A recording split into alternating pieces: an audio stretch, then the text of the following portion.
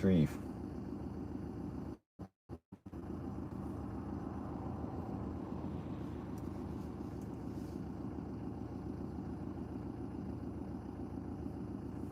Oh dear, I think we've lost the server. I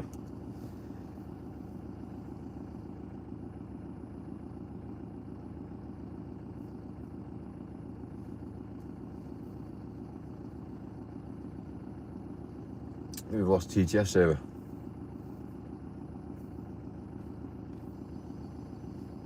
It's not cool, Mike.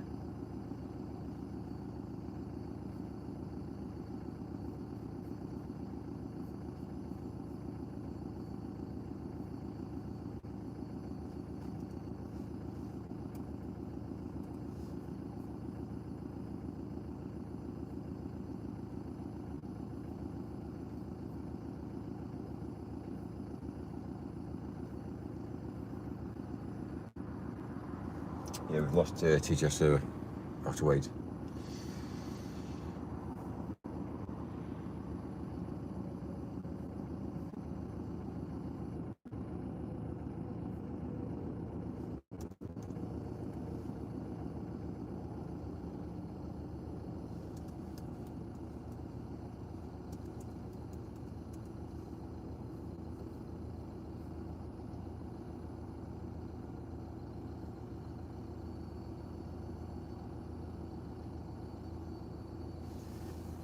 To create a legacy now. You had your fun. Now get to work. Because if you sit down, you're not going to get back up. No excuses. Get back to fucking work. It's time to get back to work. But when you really want something, you're gonna get it.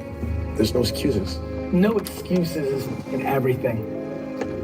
You eliminate that, everything changes. You embrace accountability, and it's game over in life. I had to work harder than they did. Yeah. This is what I'm going to do, and this is what I'm willing to do. And I will always outwork you because I love the game more than the stuff. They may be more talented, they may be smarter, but they won't outwork me. But I just work harder. So after the answer, I'm like, hey, Kobe, like, why were you in the gym for so long?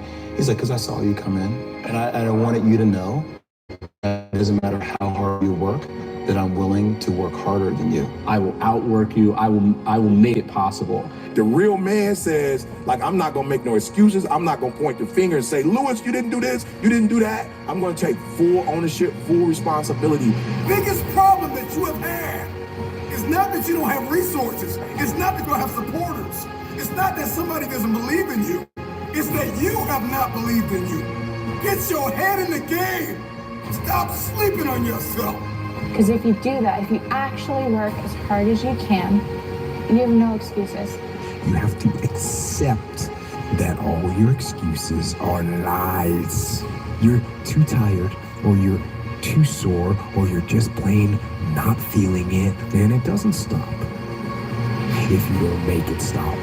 I want you to spend all your energy on overcoming your weaknesses, because behind every weakness you overcome is another level of success. Whatever that goal is, whatever that insurmountable feat has been, whether it's weight loss, financial, mindset, relational, I don't care what it is, career, to be a CEO or an investor, whatever it is, get it done. This is not the year you sleep on yourself. Every year you have not gotten it done is because you're sleeping on yourself. Wake up, wake up, wake up, wake up! I still have to fight every day. So there's no excuse. There is no reason. There is no ifs, ands, or buts. What will it take for you to make it happen? You know, you got to take ownership of what's going on in your life. When you're not where you want to be, and you say it's because the boss doesn't like you, or it's because the girl treated you this way, or the guy did this, like all those things, you got to take ownership of them. And if you're blaming all of these other external things, you're not going to make any changes. And that's going to be a problem. And that's the problem too. If you're chronically rejected by people, it's often because of your own insufficiencies. You know, whether that's cowardice or lack of social skills or whatever it is, it's like, you can't just brush it off as, oh, well, you know, no one likes me, but really I'm okay. It's like, no, wrong. If everyone rejects you, there's probably something wrong. And it's probably deep and difficult, and it's going to be horrible to fix. And so this isn't a trivial problem. It's not a trivial problem at all. Todd, I'm sorry, all right? I screwed up. I know I screwed up. Oh, great, of course. Here it comes. You can't keep doing this. You can't keep doing shitty things and then feel bad about yourself like that makes it okay. You need to be better. But yet you're fully committed to sabotaging yourself and your career. Then you're sitting back stressed out and depressed, wondering why. Why ain't things happening? That's the answer. I just gave it to you. It's about as real as it gets. The question is, what are you gonna do next week, 2 weeks from now? You're in your own way. You are the reason your career is not on the next level. Nobody else but you. When you don't have a true appreciation and acceptance for who you are, and you allow yourself to be immobilized by fear, what happens in the process is that you begin to abuse yourself. You begin to sabotage your life, you begin to sabotage your dreams, you begin to unconsciously work against yourself. You become your own worst enemy. So what do you do about that? Well, you begin to realize that your dream and your gifts have so much meaning and so much value for you till your hunger for them will begin to push you past the fear. Your hunger to have them will give you a special drive. You might be sitting there wondering if you're gonna wake up tomorrow and do the thing you said you would. But why on earth would you wonder? This thing you're so uncertain about is literally you. There's nothing in this world you have more control over than yourself. But if you decide to wake up every day, surrender that control to chance, I guess you'll be stuck wondering forever. This disconnect between you and you is unnecessary though. The pattern of hoping you fulfill the role of a better you and disobeying that desire every time is completely in your hands. It is a recipe for no self-respect. So there's some certainty within yourself that needs to be built. That's not gonna happen by accident. If you look in the mirror and you ask yourself, what do you have to do to be successful? I promise you, your heart will tell you. You've never looked at yourself in the mirror and said, you let you down. Until you get to that point, you let you down. You're not brave enough. You want to put it on somebody else. The reason why I'm not successful is because of my boss. Have you ever looked at yourself in the mirror and said, I'm not getting up on time. I'm not going to work on time. I'm not putting in 120% when I'm at work. I let me down. You always want to blame other people. You want to hold other people to the fire, but you're not holding yourself to the fire. You just said you're giving 50%. You owe you an explanation. You owe you an explanation. You need to look at yourself in the mirror and say, why are you only giving 50%? What's wrong with you? You need to put yourself on punishment. You need to tell you no more TV, no more snacks, no more desserts, no, we working out now. No more alcohol, not right now. No, I can't handle it right now. You need to tell you that you owe you something. For the first time in modern history, college student graduates are more unemployed than high school students. Why? Today, those jobs are just disappearing because there's so much confusion out there. So many people are overwhelmed because there's a new product every day or week and they don't even know where to start. Shall I tell you why? Because university is a scam, and I'll tell you the reason why. You go to university, within the first month, they will decide on who they're picking to be successful. That's what they do. And then the people that obviously aren't picked then get into debt. That's the reason why. That's facts. When it's used properly. This is you versus you. Most of us, we live in a box. And we don't want to go outside that box at all, ever. Outside that box is all these possibilities of life. But what we do is we shackle our mind. We are a prisoner in our own mind that this is all I can do. This is all I'm good at. And we take away the possibility of you could be this, you could be that, you could be all these things. And I never thought at 300 pounds I could be Navy SEAL. Wow. So if my mind was shackled, me and you would never meet. There'd be no book. There'd be no book. Basically, in cities like this, you can basically, little villages like this here, you can pretty well leave your vehicle running. No one will steal it. It's closed. Are you open or closed? Depends what you want. Maybe just a drink of water? Yeah, have you got cash? I haven't got. Got cash, yeah? You got cash? Of course I have, yeah, no stress. Thank you. It's alright. Oh man, this is amazing. And they're on the right. Yeah? This is awesome. Down here. Got a price on it. It's, you know what, man? Must be. Might have some. £10 there. Right, let's see. No, seriously, it's fine. Keep the £10. Seriously. You sure? Yeah, seriously, thank you. Opening up the door for me. No, thanks. Take it easy, man. See you soon. Take care. Okay, thank you. Awesome. Got some drinks. Man, isn't it? These little villages. That's a guy that's just basically old guy. He's got a little corner shop. This is how Britain is like. You know, you come back to the vehicle, it hasn't been stolen. Why? You have to have the courage, the will, and everything you have inside to get to the level and beyond the level you want to be. Yes. Life does not stop until they put you in the ground, my friend. Strong mind is a catalyst for change. When you athletes in the world either perform really well or, on the other hand, completely bomb out, it's because of that muscle that lives between the ears. It's interesting to me that the comfortable route is seen as the safest path, but the undeniable disappointment that comes from giving up the ideals of the true self. This is how life used to be. Doesn't seem so safe. Life used to be where you could be on the phone at the same time as driving with no seatbelt on. That's how life was.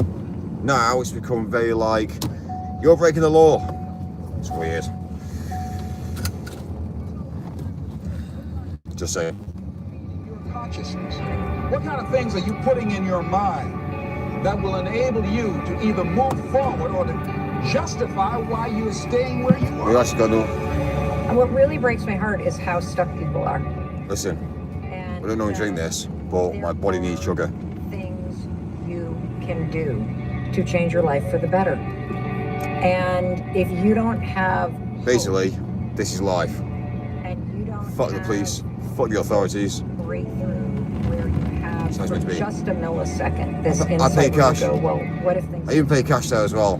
I bought 2 drinks for 10 quid. He said, oh, just give us 2 quid. I gave him 10 quid. This is what culture is like. This is how Britain used to be. Unfortunately, Britain's fallen. Look Sad. yourself in the mirror and ask yourself, how much more can you take? How much more can you take? Because what hurt you, what tried to cripple you and kill you, only made you stronger. You have the capacity to whatever comes up, to handle it, to face it. And rather than feeling powerless, you begin to feel powerful. My content creators, my entrepreneurs, my musicians, come on, my keynote speakers, my captains of industries, my CEOs, from the captain to the cashier, there is more in you.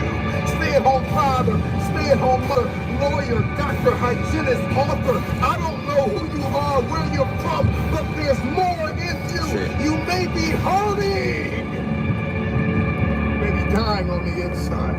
yes, Mike. But you still got life left. My boss. You don't know what an AI work management platform is? Oh, come on, AI. Yikes. Yeah, we don't. Here's 3 new AI-powered changes to the Monday platform in 20. Fuck off, AI. We're living life at the moment. We're living life. We're in the countryside. This is Britain. Fuck off, AI. This is what people need to do. People need to go out and explore the world and actually enjoy themselves. Get off the internet. Get off social media. Following a bus here. This is like a little, small little bus. This is like a little village bus that's dropping people off. It's great. £6.50 a week. That's all it is. Great. Going to the city centre now, and it's horrendous.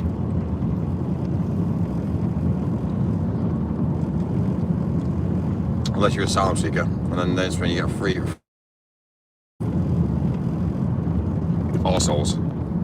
They come to this country with no basically with no skill set, and they drain the system. Fucking Labour, Keir Starmer. I think Keir Starmer wonders why everyone hates him. I wonder why.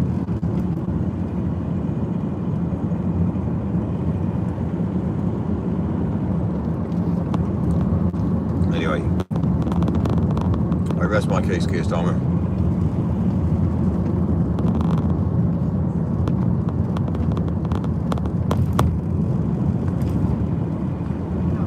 I've been suffering all of my life. I'm sorry.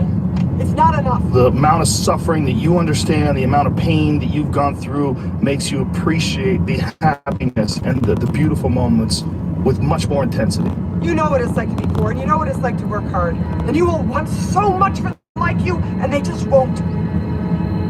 Then it'll break your heart. And that'll make your heart bigger and open your eyes, and finally you will realize that there's more to life than proving you're the smartest person in the world. This whole thing about suffering, yeah, it sucks. Really bad. Really, really bad. But we all live on this side of suffering. On this side. This nice box that's very comfortable, that we know when everything's gonna happen. We're in it, it's good. We know how everything's gonna turn out. It's those few people who are willing to go on this side of suffering. And once they get through that, ask him how he feels now. His mind, how far he grew. In that short period of time, he grew so much more than a normal person because he was willing to go outside himself. Because on the other end of suffering is greatness. We're built to walk uphill. And when you reach the pinnacle of the hill, you want to stop and appreciate the vision. But the next thing you want is a higher hill in the distance, because it's the uphill climb that it's from the uphill climb that we derive our value. And I mean this technically. So almost all the positive emotion we feel, that's experienced in relationship to a goal. And so in some sense, you want a goal that you can never attain, right? So you can always move closer to the goal that recedes as you move towards it. You think, well, that's frustrating. It's like Sisyphus pushing the rock uphill. But it's not, because as you pursue that goal, you put yourself together and your life does get better and richer and more abundant. You want them to be above everything you're doing so you can continually move towards something that's more sublime and better. That's what you are. You're here to live, not to sleep. Because you wouldn't have prayed like you pray had you not been hurt. You wouldn't love like you love had you not been hurt, because you know what it's like to hate somebody. So you refuse to go down that path. Feelings has nothing to do with it. This is my dream. This is what I'm going to do. And I'm going to do the things that I don't feel like doing. I'm going to do the things I don't want to do. I'm going to do the things that don't come easy to me, that do not come natural to me. I'm going to get up and do it. You can't live your life on feelings. You cannot let your feelings dictate what you are or are not going. Right, ladies, listen to what he just said there. Feelings and emotions are fucking fake. Stop using your feelings and emotions. You can't live your life with feelings and emotions. End of story. So if you're a female, fuck off with your feelings and emotions and live life to the full.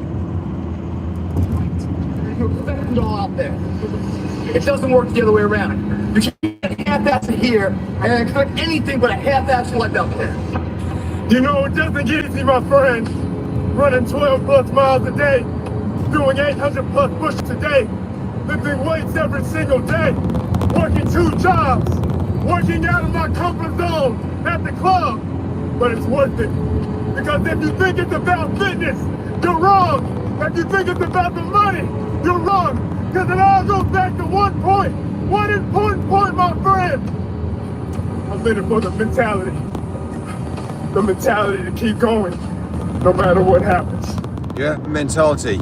It's all about fucking mentality. You got the right mentality, you'll achieve. If you got the wrong mentality, you won't achieve. So that's that again, mentality.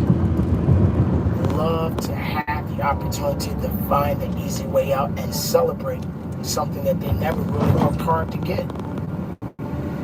it gives you an opportunity to appreciate the challenges more than let. Life's a challenge. A woman is a challenge. That's it. Appreciate it. Go with the journey. Don't go for this easy option. Don't turn gay. It's a lot, you know, that's the easy cop out. Don't go home and jack off and wank off. Why not? Because it's the easy option. It's a cop out. Dedicate yourself. Work hard. Dedicate. Be a stoic. All your failures, all your doubts, all your shit. You better keep fighting, keep getting up. Never lay down for shit. That's one thing we should all agree on. If you've been broken once, you know how that feels. That means, one thing in life, suffering has no expiration date. You don't give if you're black, white, poor, rich, where you come from. Exactly. There you go, you see. It doesn't matter who you are, black, white, where you come from. It doesn't give a fucking matter. The right mentality always shows. So there you go, you see. Sorted. It's daunting, it's cumbersome. I don't want to do it. I'm sweating, I'm bleeding, I'm crying, I'm suffering. But after I've suffered, there is a reward. See, we spend too much time thinking about how bad it hurts instead of how good the future will be after the pain. And so after the blood, after the sweat, after the tears, after I've cried all I'm gonna cry, I want to use a thing to my advantage. Right? It's tough because we live in a time where people think that, you know, the grass is always greener on the other side. True. And that, you know, if this relationship isn't perfect, I'll just go find someone else and it'll be even better, which is foolish because we all know, like, it takes a long time to meet a good person, not just a good person, but the right person for you. Ultimately, it's being able to look at myself in the mirror and know I did everything I could. I fought. I did the steps, I did what was necessary, I did best I could, but ultimately I needed to walk away from it. And I think that that's a really good compass to use. It's making the right choice, not just for yourself, but for that other person, you know, to show them that love in the way by respecting them, their needs, their wants, and respecting yourself in the process too. Fair play, that's a woman actually speaking sense. It always seems green on the other side to throw it all away. Sometimes it's worth fighting for. It's hard to find a decent bloke. And if you can't find a decent bloke, then there's a reason probably why, because he's probably working like me, 24 hours a day, 7 days a week. That's the reason why. But anyway, that's besides the point.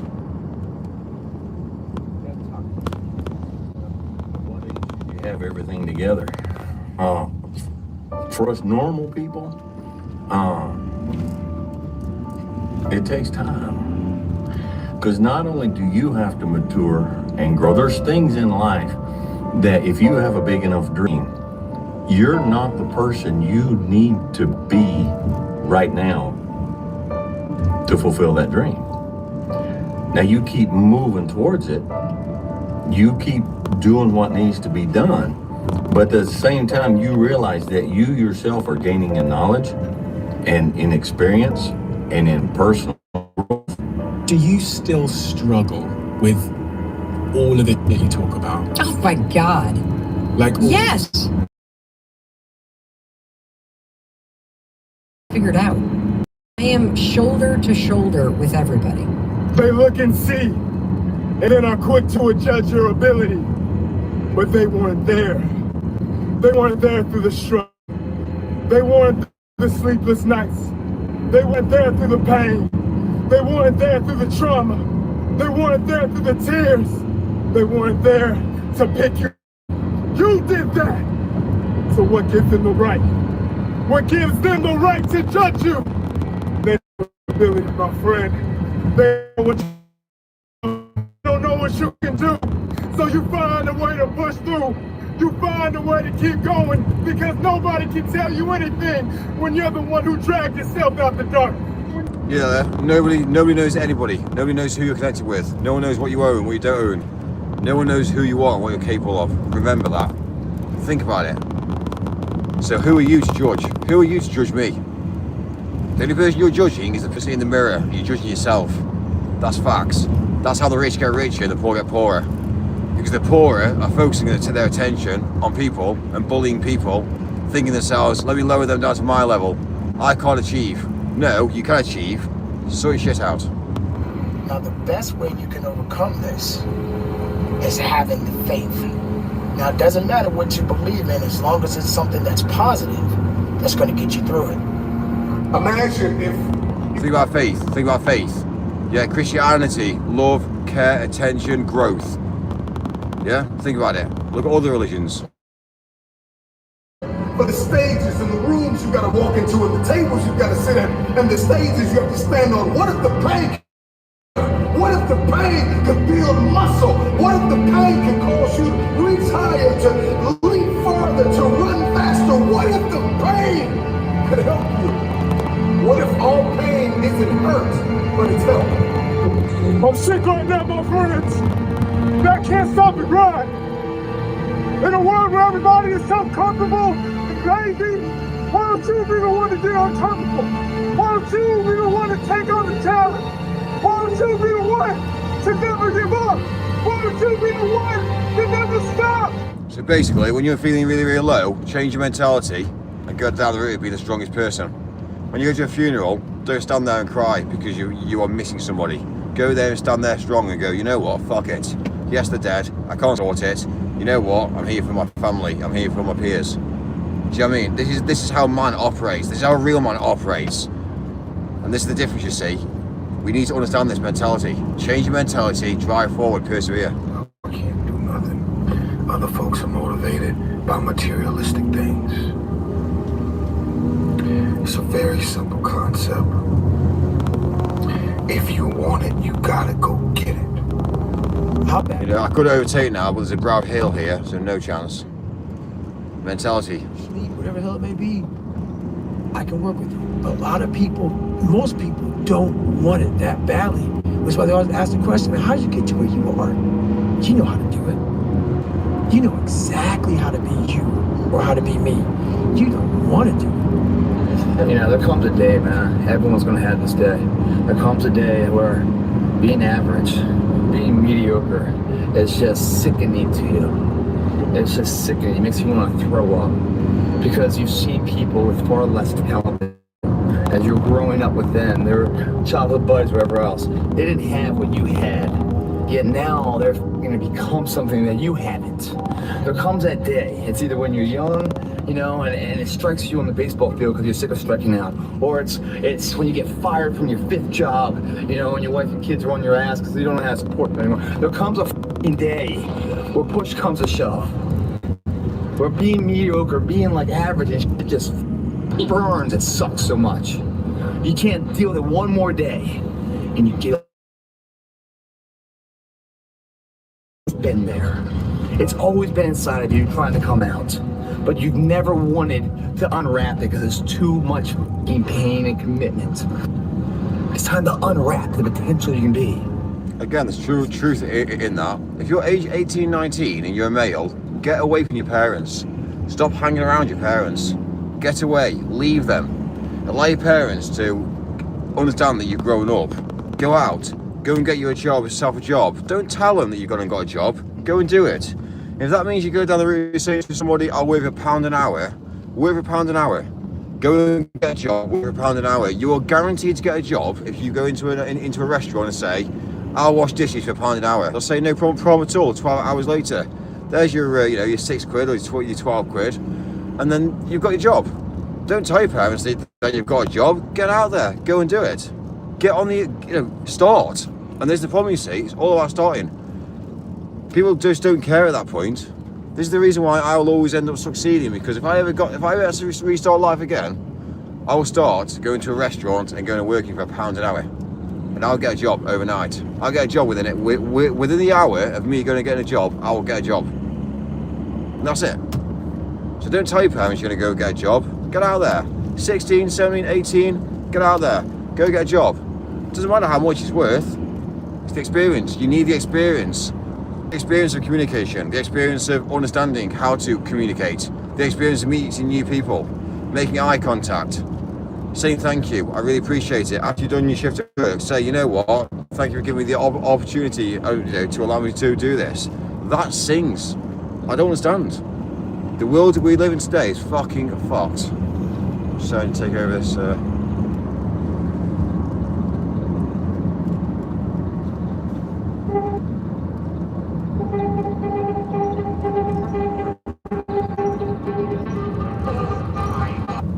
You know what? I watched Arnold fall down. Nobody remembers when he fell down. Arnold wasn't the glorified winner as he was in the first 70 through 75.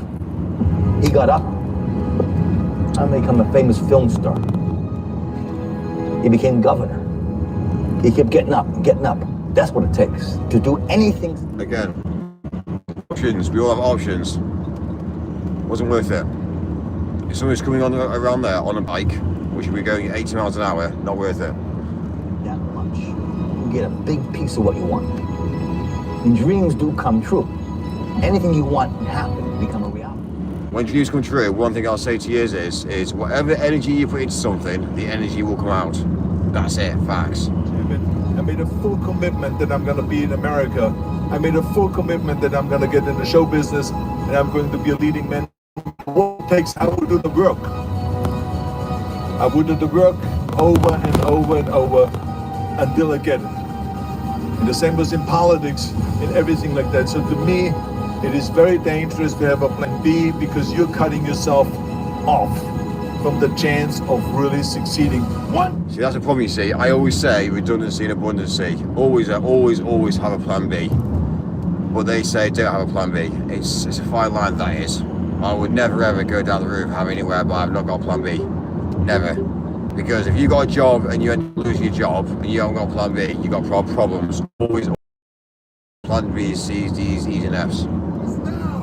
For game days is to emerge out of obscurity and into victory.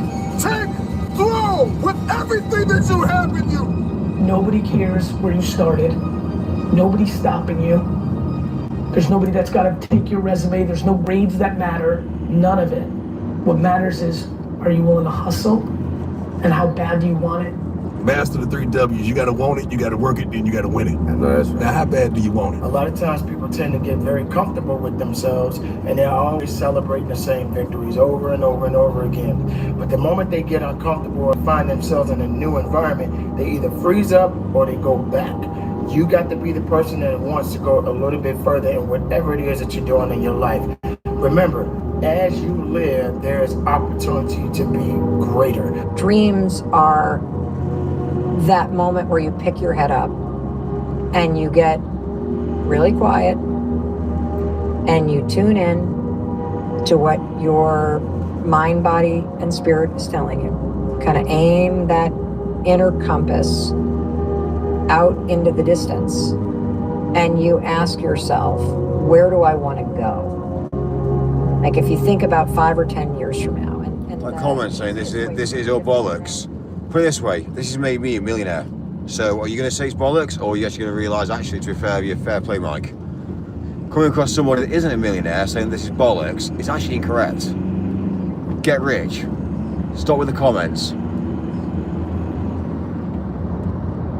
Want something for real that you think that they have. And the jealousy happens because you have somewhere in your psyche told yourself you can't have it.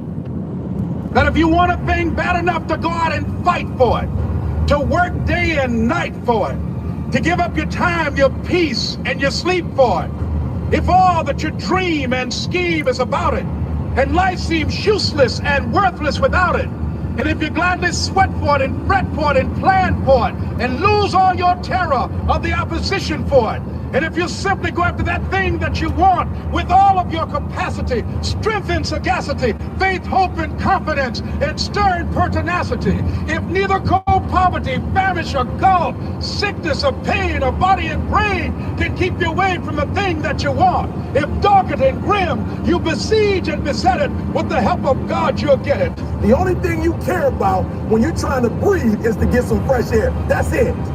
And when you get to the point where all you want to do is be successful, as bad as you want to breathe, then you'll be successful. And I'm here to tell you, number one, that most of you see you want to be successful, but you don't want it bad. You just kind of want it. You don't want it badder than you want to party.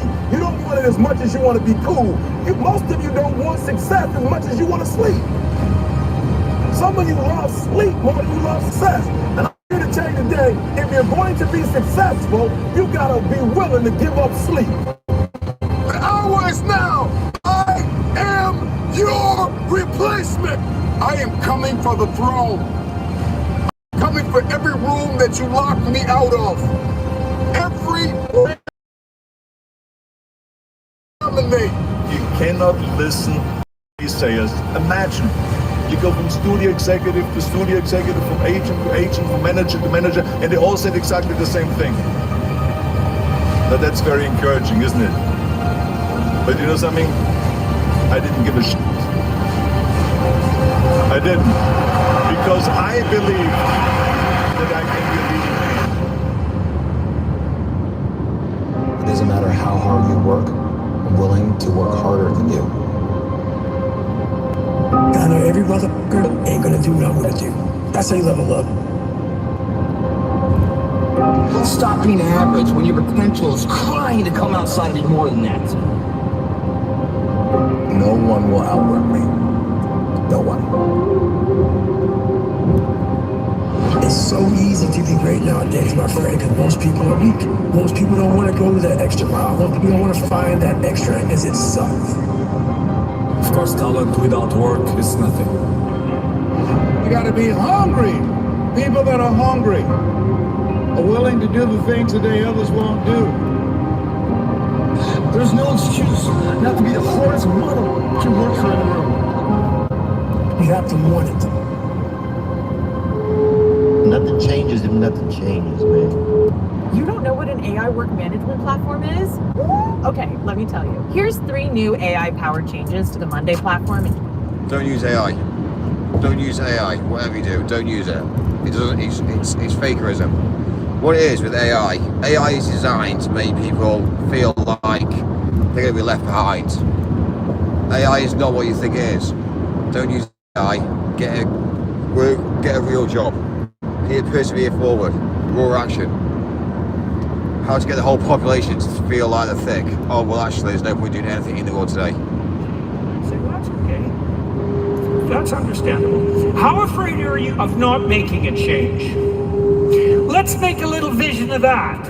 You're 35, you hate your job. What's the consequence? You're not motivated. You don't want to get out of bed in the morning. You're starting to get depressed. You're getting bitter. You're getting resentful. You're getting cynical. You're amotivated at work. You're not doing a very good job. And you're starting to shrink. Now play that out for 10 years. You don't change it. You don't fix it. And what happens? You're going to be in the same situation, but 10 years older.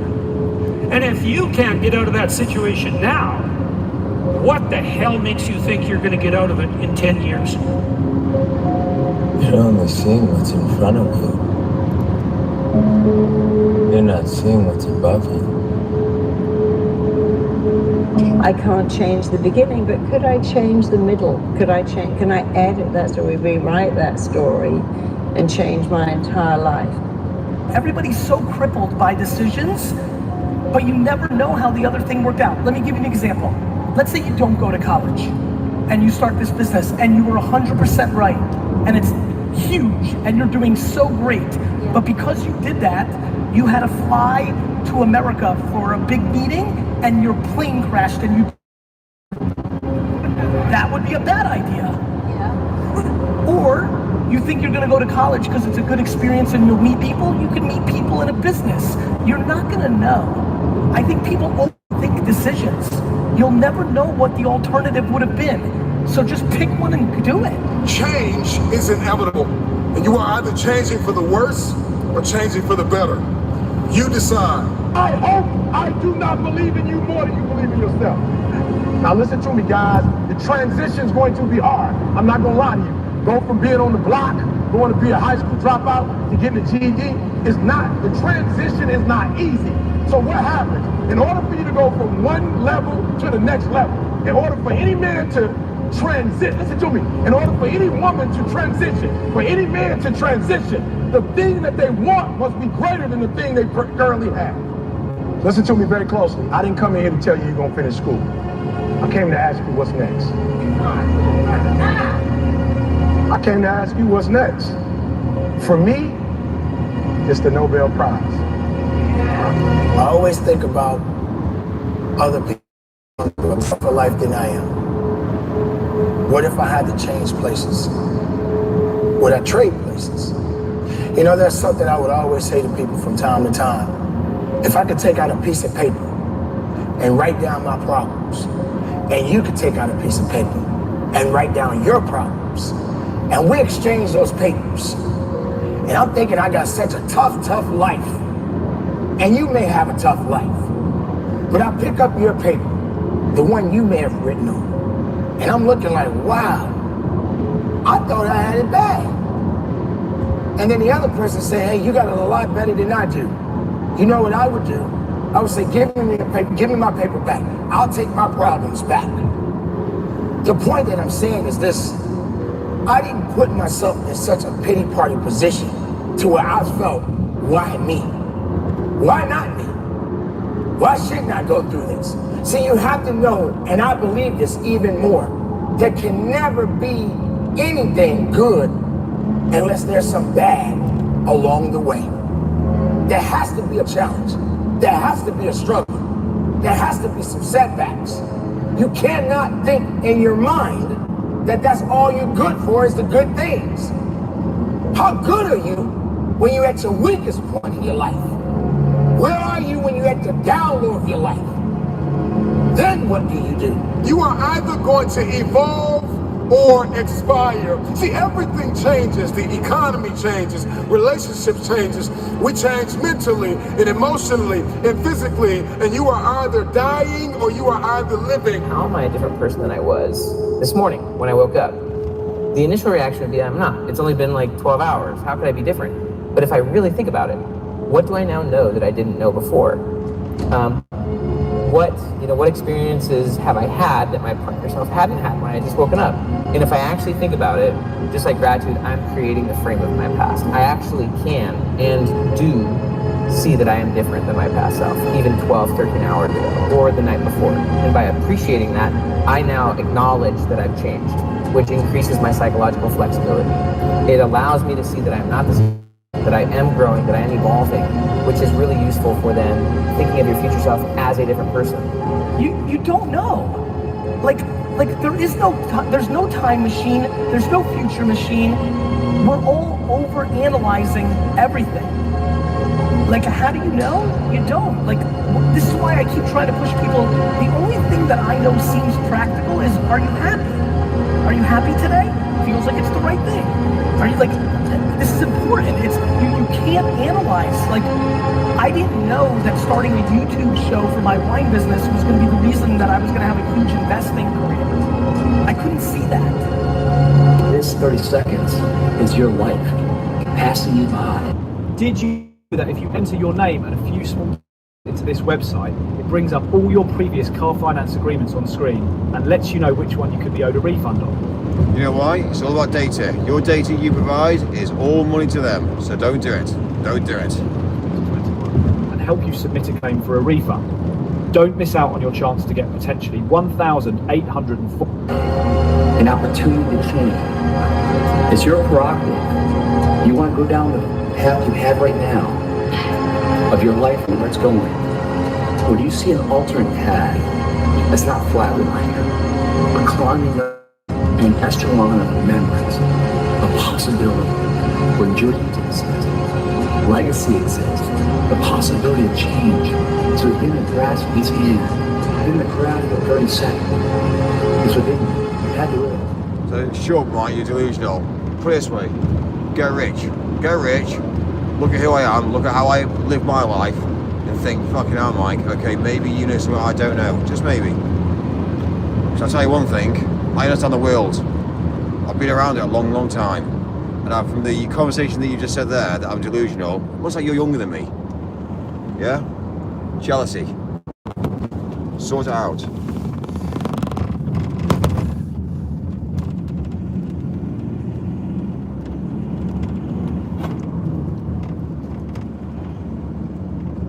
Right, it's slamming. Need some fuel as well. How does that happen? So hard to change, and people can't change. It's like, well, that's not correct. Who taught you that? From the minute you're born, you're changing. Oh, you know, it's long and arduous to recover. No, it isn't. Some people recover like that. Some people don't. But you could be one of the ones that changes your thoughts, changes your feelings, changes your actions after all. When do you experience the positive emotion that's associated with happiness? The answer is not when you've attained a goal, but when you're pursuing one. Don't you realize excuses will kill you? It will destroy your well-being. And the more excuses you make, the less effort you're gonna give. There's a million things I've done wrong. It's because I didn't do something that would have sent me somewhere else, but I have no idea. You don't know. You don't. If you do not apply what you hear and it goes over your head, you will miss your moment. Nothing changes if nothing changes, man.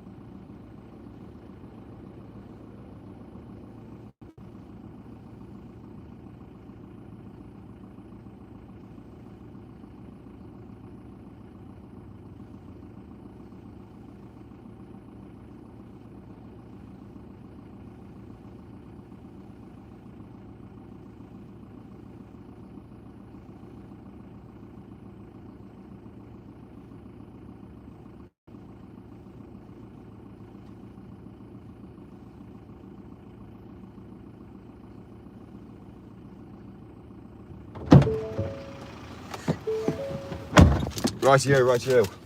Awesome. We've lost the internet, Mike. Why? Starlink. You know why? Got a roof over our heads. That's why. Oh dear. Right, I need just my shades, don't I? Where's my shades, Mike? There you go. My shades? Where's my shades?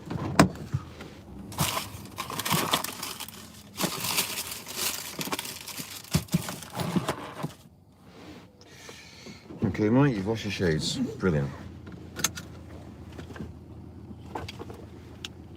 Right, Right, these will do for now. Right, cool. We need to, first of all, we've got our internet, which is a shame. Life balance is something woke pussies do, to be honest. You got to jump on that. You got to have a meeting. You got to sort it out. Fourth grade, I went in my closet. I said, I am going to the NBA. Anything you invoke with I am after it, the power of manifestation and what can happen in the universe comes true. Because I always remember my mother always said to me, if you can see it, you can be it. The first step before anybody else in the world believes it is you have to believe it. Wake up every day. How bad do you want it? How bad do you want your dream? It's so much easier to forget that vision than to remember it. Make this note. Don't become a victim of yourself. Forget the thief in the alley that's after your purse. What about the thief in your mind that's after your promise? Don't doubt your own ability. This thing about people, and they talk about manifesting. It's f***ing real, man. Manifesting is real. When you figure out who you are and what you want to do, and you devote your life to it like a maniac, like you're all in on this thing, and you manifest, most of these people end up doing what they say they're going to do and being who they say they're going to become. It's real. Anything's possible. Anything's possible! And there's no excuses, there's no fucking days off, there's no not willing to grind, and they lay out these short-term goals and this roadmap on how to get there. Most of those people make it. Anytime you want to, you can say, I'm going to change my attitude. I'm going to change my abilities. Take on that as your God-given right to change your life to whatever degree you want it to change. Everything comes from the imagination. So the power of the mind, people don't understand. We still don't understand. I still don't understand how powerful it is. I'm still learning. But I know one thing is I can make things happen. The question is, will you put the work in that is required to manifest? I'm just wondering if there's anybody here that wants their future, that wants to fulfill their destiny, that wants to manifest, that wants to walk in discipline and determination. I'm just wondering, is there anybody here that's willing to disappear?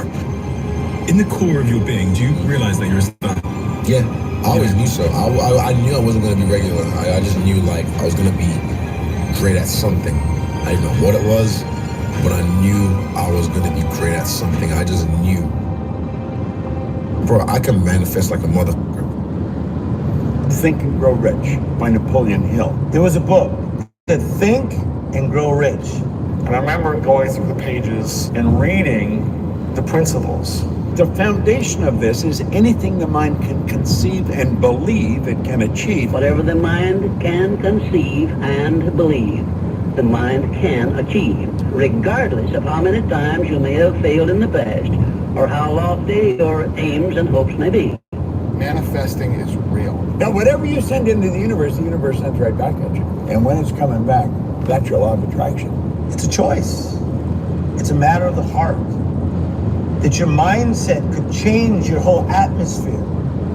That you can turn your mess into a message and your test into a testimony. Everything comes from the imagination. A lot of people were surprised when they found out that you've been signing your name as Champ 2011. How did that come about? I believe in the law of attraction, and I believe that that you can speak things into existence, and I believe that when you know where you're going and you know what you want, the universe has a way of stepping aside for you. And me signing my signature with Champion 2011 on it can't hurt me. It can't hurt me. It could only help me to believe it even more. I feel confident because I'm the best player in the world. Simple. I wrote myself a check for $10 million per picture. See, this is by Thanksgiving 1995. That's the actual check I wrote myself 4 years ago, and that's so I'm kind of here to say that visualization does work. I've manifested things that I'm just like, I still shock myself, like how the f did I make that happen? And this is not even to do with fighting, this is to do with my life. Like, I made that happen. And this is through this like manifesting subconsciously as well. Just years of something just manifesting, and boom, it's right there. I'm just like, shit, I really made that happen. It's scary, man. It's scary for me to even think about. You attract, not just what you feel, you attract what you feel, what you are, what you attract. What we really want seems impossibly out of reach and ridiculous to expect, so we never dare to ask the universe for it. I'm saying I'm the proof that you can ask the universe for it. Unpack the gift of the present and let the future be your motivation. Everybody is looking to manifest. We're all looking to manifest something.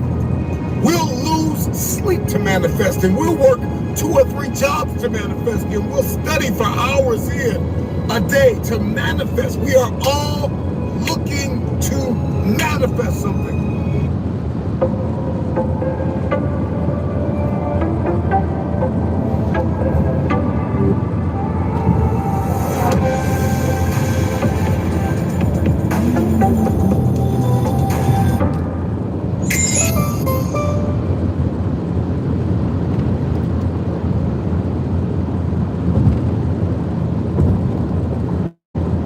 Work today is broken. Every day, people juggle so many different tools just to get work done. A simple task turns into a time-consuming mess because work sprawl has scattered the tools and content. Logic, raw action. Forget all these like creating emails and lists and shit like that, and like it's a load of bollocks. You always say it's better for you, but it's not. It's a load of bollocks. Raw action. Have a meeting, think about it, have a meeting, think about it, have a meeting, think about it. Just do it. Greater than all of your fears and superstitions combined. It is the power to take possession of your own mind and direct it to whatever ends you may desire. I went home, I prayed for a bicycle, and then I got a bicycle. It showed up in my living room. Brand new Mustang bike. I put it in one of the scenes in Eternal Sunshine. The Mustang bike with a banana seat. I manifested it. I stood there in an open field like this, my arms out. Once I started to transition from, I don't know what I'm gonna do, how am I gonna ever get off my sister's couch, who will ever pay me, how am I ever gonna get to graduate, how am I ever gonna gain experience, I'm too young. Once I started shifting all those thoughts to, it is possible, I do believe in myself, I am great, I'm gonna work really hard to develop skills that are gonna help me move me forward. That's when everything started to shift. When I shifted, my outer world opened up to me for incredible possibilities. I don't care what level you get to. I need you to dream, right? I need you to, guys, I need you to spend a considerable amount of time dreaming every single day. Let me tell you why. I've noticed that the people who dream and those people who dream big have a different kind of life than the people who don't dream. And so there are a few things that we have to understand in order to manifest this future. The future, when it is no longer a distant dream, some possibility, some idea, but it's a very present target. All of a sudden, everything changes. And so you may be average, you may be ordinary, but you have the opportunity every single day to make extraordinary decisions. And what you do today will determine your future. So if you in here and you like, I'm scared, whatever you do this for me. Do not sabotage yourself with fear. Fear is not real. That's something in your brain. Like, it does not exist. How do we get over it? You get over it by dreaming of what you can be. Come on, y'all gotta hear what I'm saying. There are those of you in this room, you spend a majority of your life doing what other people want you to do. You don't even know who you are. And so even what you're doing, you're not doing at 120% because you're doing what somebody else wants you to do, and you're not good enough to be somebody else.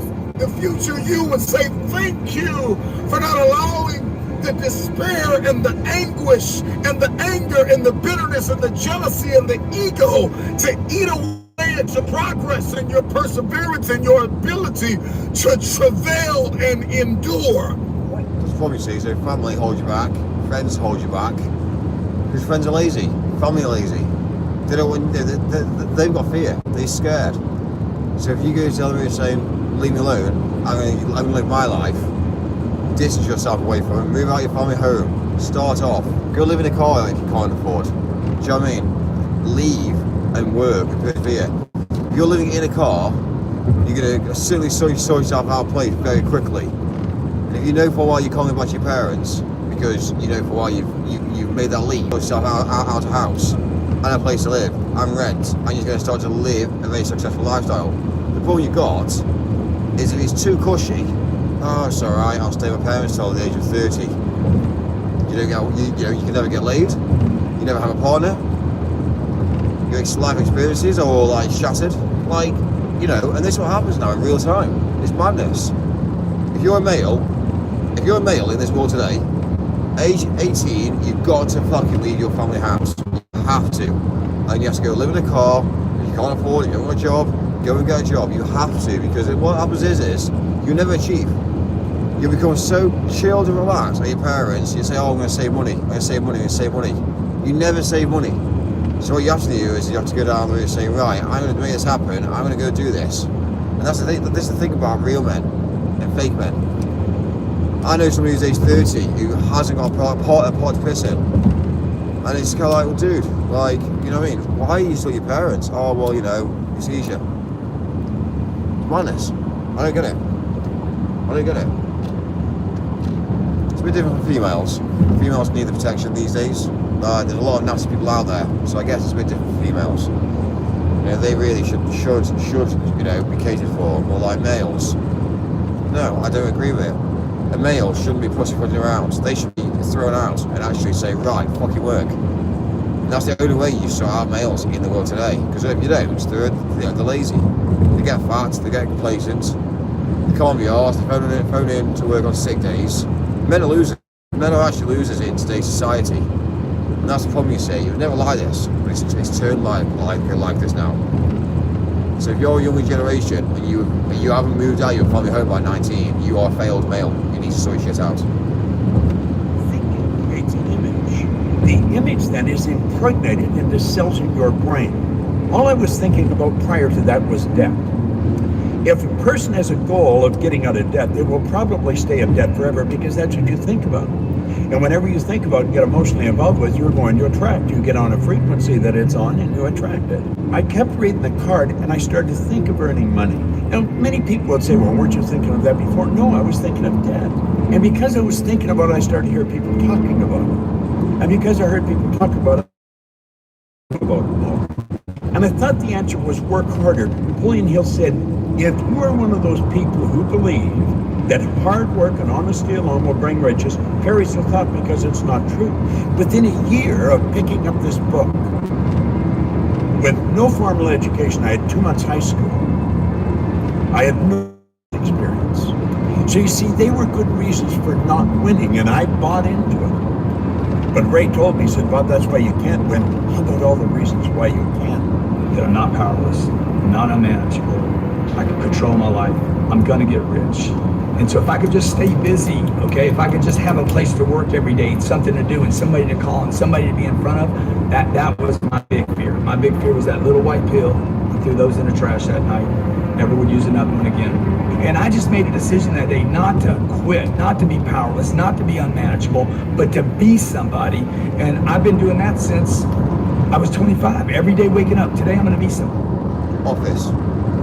The office now calling me. I wonder why.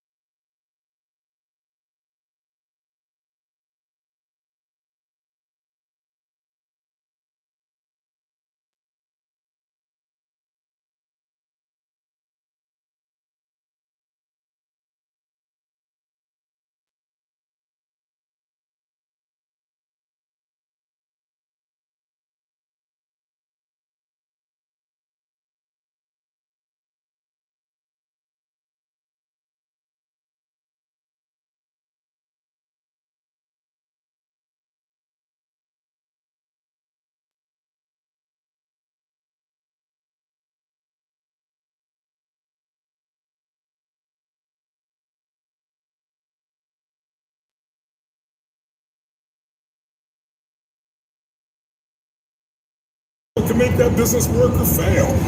And most people don't know how to direct their own emotions. Let me be conscious about feeding my brain things, inspiration, insight, and skill and tools.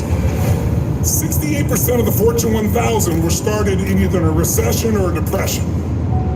Well, the first skill you got to master to be great is the ability to recognize patterns. When humanity recognized the pattern of the seasons, the whole world changed. Because we went from hunter-gatherers trying to survive from place to place where we're exposed to everything, to if we plan springtime, we protect in the summer, we reap in the fall, and then we hang on to some of that so we can live through the winter. That created communities for the first time, and then eventually cities and states and countries. So that changed the world. What'll change a person's life is when you realize there's also a set of seasons in your own life. And so think of it this way, 0 to 21 is springtime. Things are easy to grow in springtime. You don't have to do that much. Growing as a kid happens naturally. But overall, life is supporting you. It's sending you, teaching you, sharing with you. Now, when you get from 21 to 41 or 22 to 42, whatever range you want to talk about, you now are in the real world. And now you go test what you learned in your springtime. So you start to learn, test, figure out what's real. It's an important stage of life.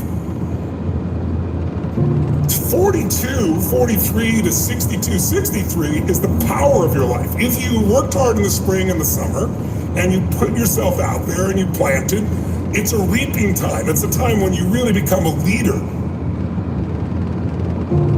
And then if you're lucky, you go from 63 to 83 and maybe 83 to 103, and you have an extended final season of your life where you get to be the mentor, you get to share.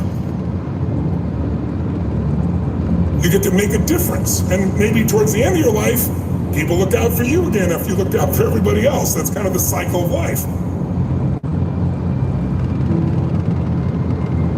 What if you're born in 1910? World War I ends, the world looks like it's a great place, new technology, cars, radio, and then what happens? An explosion of abundance, the roaring 20s, and so you're a kid, you're 14, 15 years old, and you're like, I can't wait to get a car, to go. But what happened when that person hit the next stage of life, 19, 20, 21 years old? As they came of age, it's 1929. And suddenly, people are jumping out of buildings, total depression, dust bowl, nobody's got jobs. It looks horrific, and it was horrific. But then did they get a break? No, when they turned 29, it's 1939. It looked like the whole world was gonna end. Hitler was sweeping across Europe, bombing London. It literally looked like the world as we know it was over.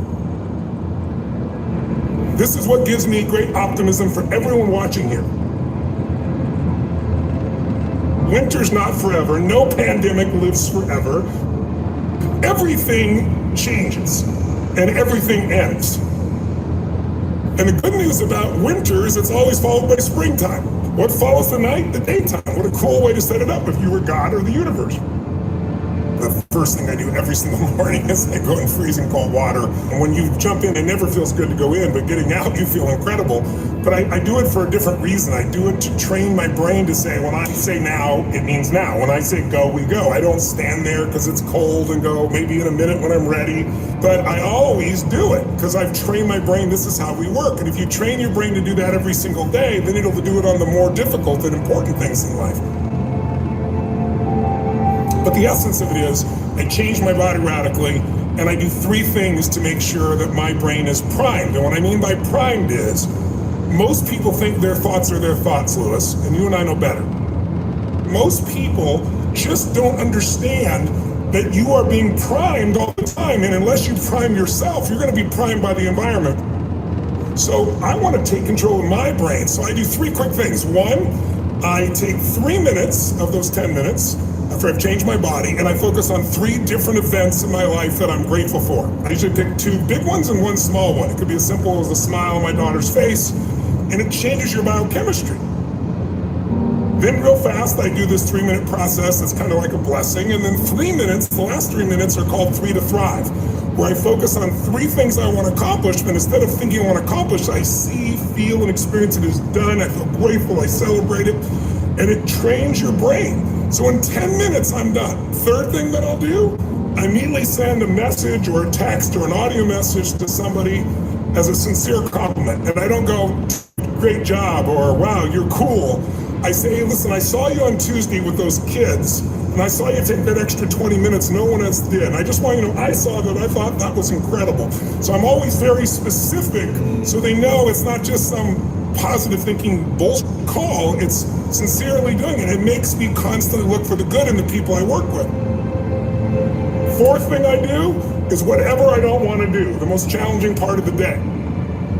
What's a story we all love? It's the comeback story. It's the comeback, it's the Rocky, it's that music where all of a sudden you step back up and you take control and rock. Good times create weak people. Weak people create bad times. Bad times create strong people. Strong people create good times.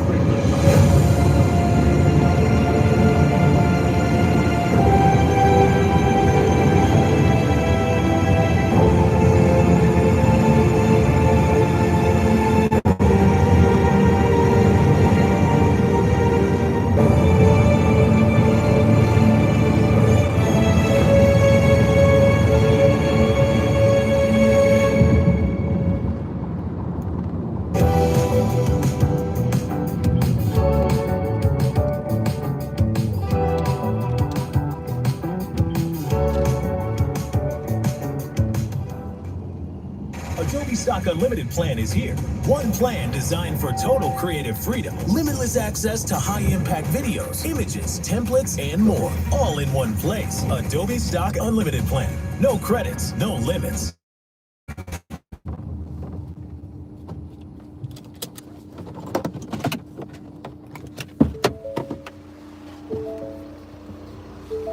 Again, we don't really kill the engine. Basically, you leave the engine running. You tell that the van's hot. You hear the fans. He is hot.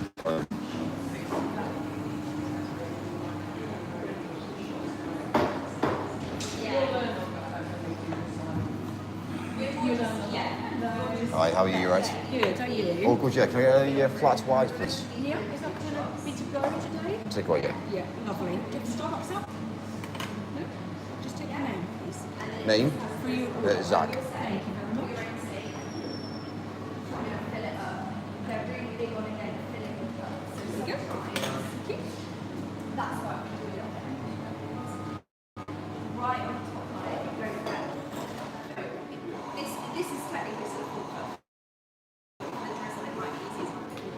Then you want to let it sit, just so that you know it's going to sit on top. So usually while I'll wash my dough to give it time to settle, the drizzle can sink into the body. Yeah. Then The training. I don't understand. Starbucks is so big and powerful that they should have a warehouse and send all their staff to a warehouse to train.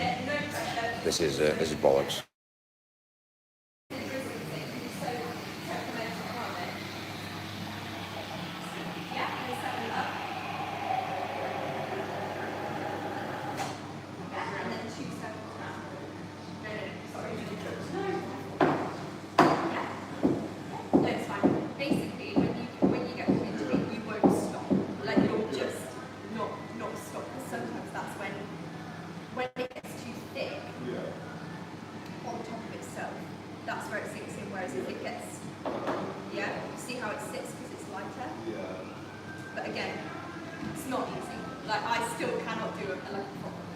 Thank you. Fucking hell. Doesn't really matter, does it? When you look at life, nothing really matters. On the training on how to do Starbucks, eat Starbucks. But I am so grateful. I'm not where I used to be. Yeah. If you didn't make me, you can't break me. If you didn't make the sun come up, you can't stop me. If you didn't make the moon shine that night, you can't stop me. My purpose, my will, my dedication, my motivation is all about doing the business, because guess what, ladies and gentlemen? That's what I'm about. I'm about that business. I'm about that life. You have to stay grateful. You can't take things for granted. We have so much abundance in the world, so much opportunity, and too many people are crying about what they don't have. What really matters in the world is fucking money. It's all that counts. Nothing else really matters. It's all about money. Income. Money, income, income. You buy women. Simple. That's how the world works. You can learn how you can love whatever it is. That's what you've got. Basically, get rich. Use it. If you're male, get rich.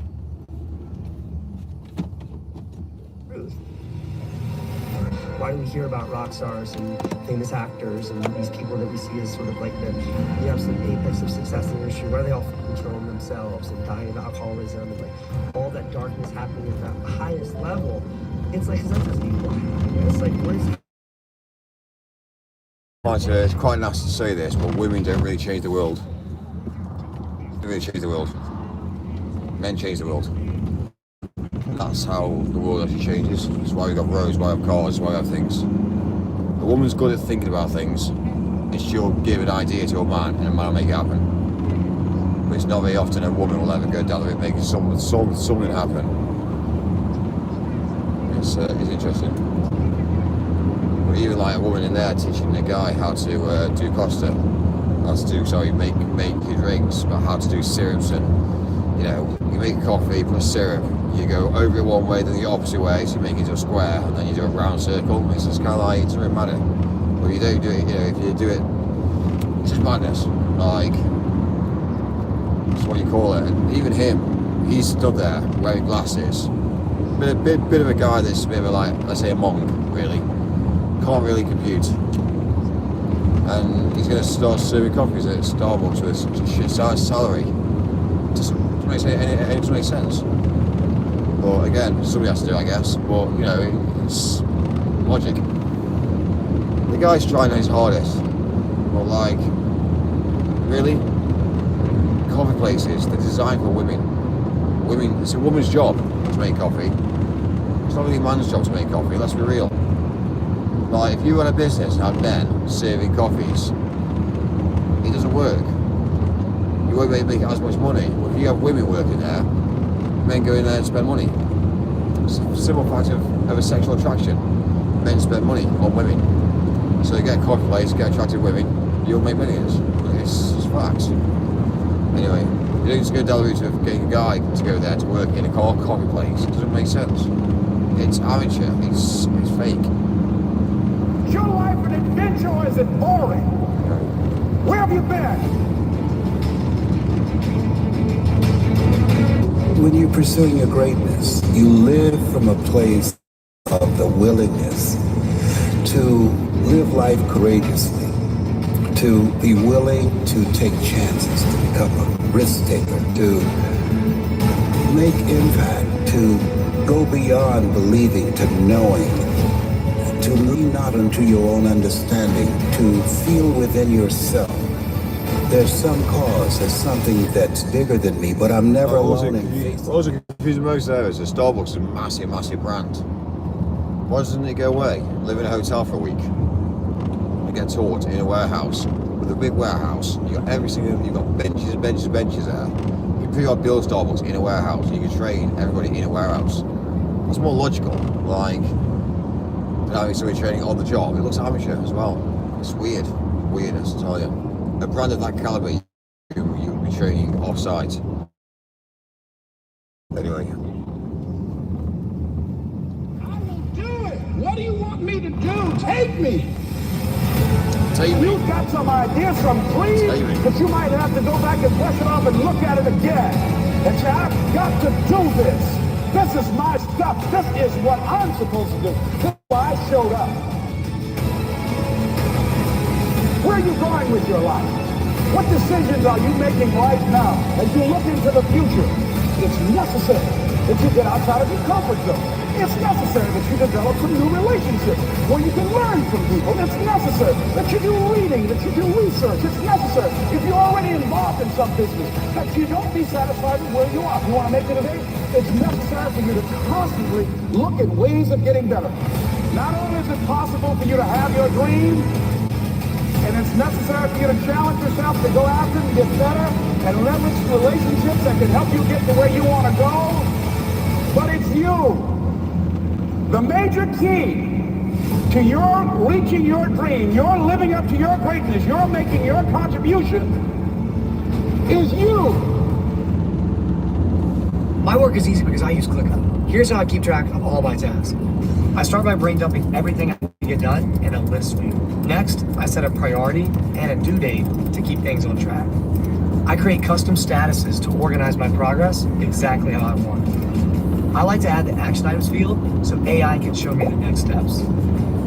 I add my teammates as watchers so they're in the loop. ClickUp makes work easy, from personal projects to running a multi-billion-dollar company. Click the link below to create your workspace for free.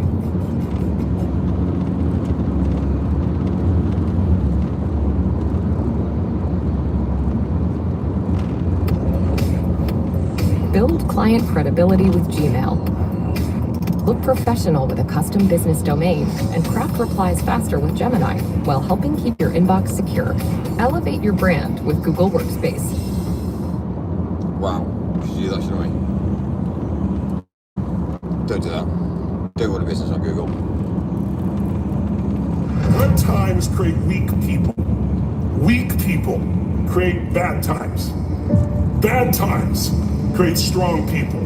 Strong people create good times. My whole thing is leaders anticipate, losers react. If you can anticipate what's coming, you can really take advantage. If you wait till it hits you, you're in trouble.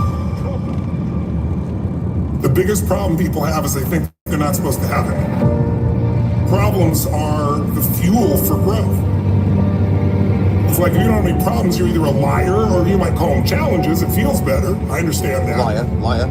Anybody who doesn't have problems is either totally asleep at the wheel or they don't have much of any kind of a life. But then there's fulfillment. And fulfillment is living what you're made for. Is it a lack of confidence? No, it's a lack of mission. I like winning. I like being the best at what I do. So I'm not going to settle for less than that. Why would I? Exactly. Michael Jordan making 1,000 shots before you take a break. So you look at Jordan or you look at, LeBron or you look at anybody who's the best in the world at what they do and you go, aren't they lucky? But if you actually study the things that make them serve in public and they get rewarded for what they do in public. And you got to do the same. When you just know you're going to mess up, it's not going to be perfect. You're going to forget that line that you really wanted to say, but just put all the energy on the audience. Everything starts to change. If you stay ready, you don't have to get ready. It's a shift in your identity. Every single day, 6 days a week. What matters? A few subjects, your body, because your energy matters. That energy is low. Everything I just said is worthless to you. Because when you're low energy, you don't use your full intelligence or ability. You need emotion. If you don't know how to master your emotions start wars. Emotion creates peace. Emotion gets you children. Emotion is what can make that business work or fail. And most people don't know how to direct their own emotions. Let me be about feeding my brain things that are going to give me not only inspiration, but insight and skill and tools. 68% of the Fortune 1000 were started in either a recession or a depression. Well, the first skill you got to master to be great is the ability to recognize patterns. When humanity recognized the pattern of the seasons, the whole world changed. Because we went from hunter-gatherers trying to survive from place to place where we're exposed to everything, to wait a second, if we plant in the springtime, we protect in the we reap in the fall, and then we hang on to some of that so we can live. It's interesting when you actually look at this motivational stuff. To refer you, it's actually true. Well, I've put a lot of this in my younger age. I put this into my business and a lot of the work ethic. basically I listened to this, wrote down all the good points, pretty well everything's good about it. And now she said, right, how am I going to make this happen? Well, if my competition is closing at 9 to 5, they open 9 to 5, I'm going to say open 24 hours a day, 7 days a week. What's most important? Phone lines. Okay, great, phone line. Answer the three rings. Ring, ring, ring, ring. Hello, Mike speaking. Again, how to be successful. So yeah, it's interesting to see this. You know, what's the most important thing is get the money in. So you know how to get money in. Payment links. Don't do invoicing. Get money in. Payment link. Payment link. Payment link. Payment link. Yeah, but I don't know if it's a scam. It's not a scam. Look at my Google reviews. Yeah, I mean, it's so good. Look at Instagram. You know, Instagram, social media. If you look at me now on, if you look at me on, let's say, for instance, like ChatGPT. I'm now at the top of ChatGPT. Grok, I'm now at the top of ChatGPT and Grok. I'm also Gemini, top of Gemini. So when things become robotic, whereby people are just asking Gemini things, oh, by the way, I need to get X, Y, and Z, bang. I'm already on there. So straight away, I'm already at the top. So I'm already at the forefront of technology. You can't fail. You physically can't fail, but you need to put your energy into things that are actually the future, not the past or not the current. There is an old saying whereby, this is whereby a lot of people fail. A lot of people say, if the system isn't broken, then don't fix it. Unfortunately, it doesn't work. It did back in the day, but that was old school mentality of business. Now, never ever stop. Always drive forward. So technology is where it's all at. Technology allows businesses to grow forward. If that means you buy a car, fill it full of lithium batteries, fill that car full of cameras, and you pull that car outside your competitor, and you watch and monitor your competitor at a distance by using cameras that are sending you back the information, then that's what you fucking do. End of story. You know, that's what business is about. Monitoring, understanding who your competitors are, surveillance. That's what it's all at now. That's what I do. I know my competitors. I know the ins and outs. I know where they live. I know exactly how much trade they're doing. I know how much business they're doing. I know their clientele. And I'm targeting their businesses to make sure that instead of buying them out, I take them out more quicker and faster. So the surveillance does actually work. I know, so people might say, yeah, well that's naughty, Mike. Is it naughty? I need to know who my competitors are. I need to know I need to know this information. So it doesn't matter to me. So the downside that I've got now going on for me now is that what's the point? What's the point in all what I'm doing? There's no point being successful. There's no point bringing in all this income. There's no point doing anything unless I've got kids. Because what's the point? Because all I'm going to do is be very rich, very happy, go there. What? I'm going to just die a very happy guy. Fine.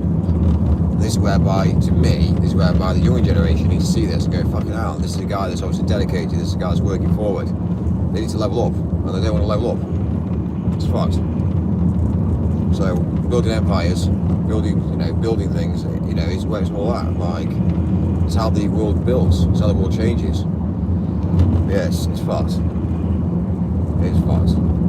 So just because I'm not present, I'm not around, doesn't mean that I don't care. And that's, some days like this weekend. This is a shit weekend for me. This is a fucking horrible weekend for me. I'm not liking this weekend. This is not my job. This is not what I set out to do in the first place. However, when shit hits a fan, you have to do it. So, it's difficult. Did I get one of my members of staff to do the hours that I've done? No chance. No chance. And if I did, not me. I'll have a court case on my hands. I'll have a legal letter coming through, and you'll be fucked.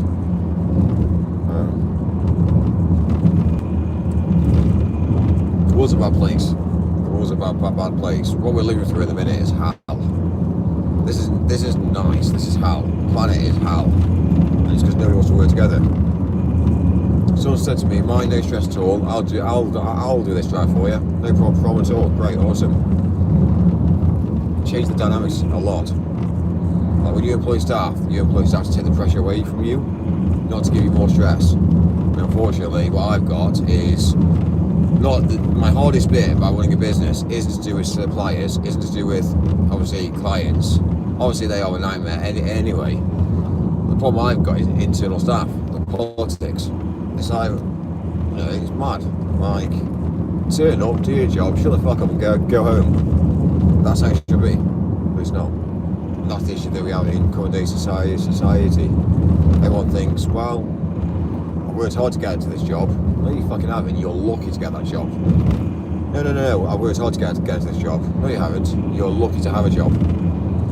That's the issue. There's too many people that say, well, I can't work to get rid of it now, so, and that's where they realise that when they start to become complacent, that's when they realise that they get removed out of positions, and that's when they realise that, yes, they're on a good money, now they're not on good money, and now they've got 2 or 3 months trying to get a new job.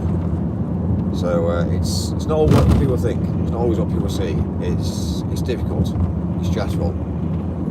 So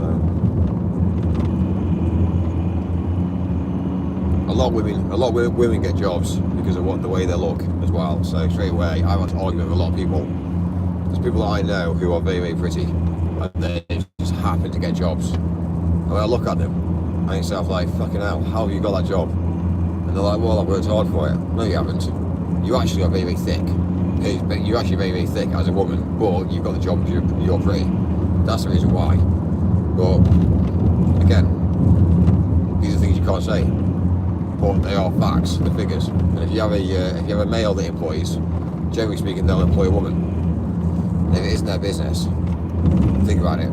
They're not going to be paying maternity. They're not going to be paying, a lot of things out. So it's fucked. It is a fucked up society that we live in, and men do objectify women in business. And it's a shame, but it's natural. It happens, and it's either you say it or you don't. And I have to say it because I think people need to know the truth. So if I don't say it, then people are like, "Oh, but Mike, no, it's the truth." Men objectify women, and they put them in job roles to make sure that they financially gain from it as well. So anyway, it's difficult.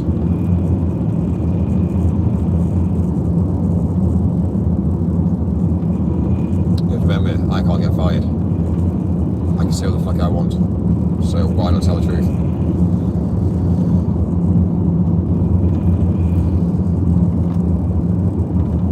So people say I hate women. I actually don't hate women. I actually love women. I actually love women with a passion. But it's, they are adorable. They're beautiful. They're God's gift. And it's interesting to see the dynamic shift between life.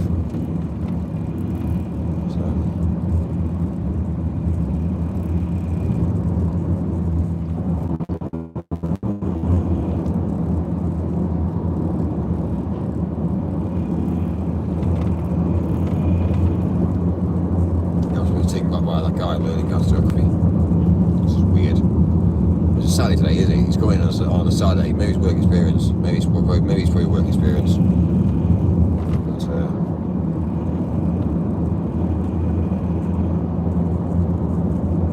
I still haven't been paid for my little bar job that I got when I did the True Game. So I did the True Game, and everyone was moaning to me saying, I can't get a job, and there's no jobs, and this, that, and the other. So I was like, fuck it. So one day I left the Hilton, which is about £200 a night I spent there.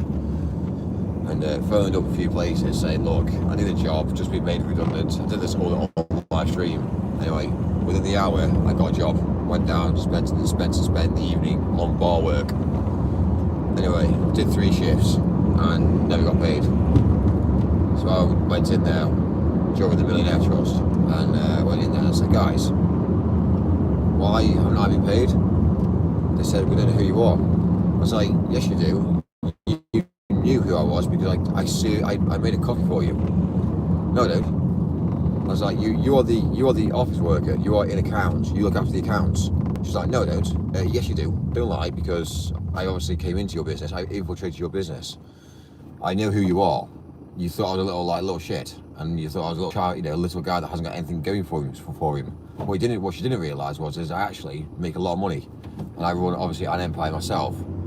So what she didn't realise was, and I said to her, I said, why are you ripping off the younger generation? Why do you think? Why is it right for you to come in and you get an inquiry, take me on board, and then not pay me for three shifts of working behind the bar? Why? Well, So I'll tell you why you haven't got any staff, because this is how you run your business. You got fast turnaround. How do you get the younger generation to have trust in the old generation when you are literally faking and annihilating the younger generation? And basically, they still pay me now, so I'm going to go back down there, but actually live streaming this time, and that they will pay me, because obviously once it's on air, once it's on YouTube, they'll be like, fuck me, this has gone out of control now. So I'll phone them, I'll ask politeness this week and say, are you going to pay me? If they still haven't paid me within a week's time, we'll go down there and do it on the live stream. We will absolutely annihilate that business, and they will hate it. Well, the woman it doesn't matter to me. I'll go behind the scenes. I'll walk in, filming it. They will hate it. I'll go behind the bar. I'll show exactly what I did, how I serve drinks, and they'll be like, "Mate, you can't do this." I'll say, "Look, you guys are on air now, so it'll change the dynamics completely." They will hate it because it's going to be their business that's going to be exposed. The police will come down and that'll all be exposed and drama. It'll be mayhem. But I won't stand for it. You're not going to fuck over the younger generation who are trying to get jobs and you're not paying staff. Get fucked. So that's in Bristol. A little shitty little. It's basically a plot of land that's been purchased and turned into like a holiday camp. And they've got like a restaurant there as well. But I haven't got time for it. Not got time for it. So they done me over. It was and they haven't paid me for my shifts. So. It's not about the money for me. I don't want the money. I'll give the money to charity. I might give the money to somebody that needs it. You know what I mean? I don't want the money. It's the physical fact behind it. It's what they're doing to people. Is what I can't stand. It's more the ethical values. And this is when I say the world's a bad place, because it is. This is a cult. This to me is hell. I've never, for me, I'm not born for this. I've been born onto this planet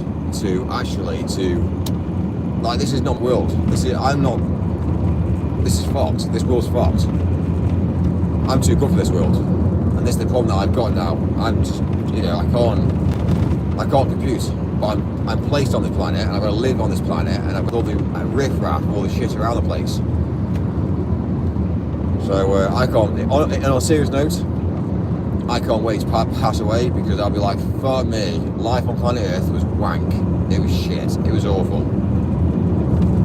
So yeah, I'll be at peace. The minute I pass away, I'll salute you all and say, fucking hell, boys and girls, best of luck. But this is hell, I tell you. And I'll tell you that when I'm lying on my deathbed, I'll tell you exactly the way the world runs and who owns it and why it runs the way it runs. And people will be like, fuck me, that's to be the biggest dream ever.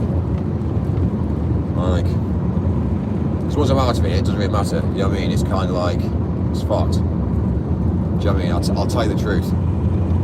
I'll air it, tell you the truth, and then I'll hit the button and say, fucking hell, inject me, I'm out of here. And that's it then. The truth's out. So, unless I get shot beforehand, probably is the likely chance.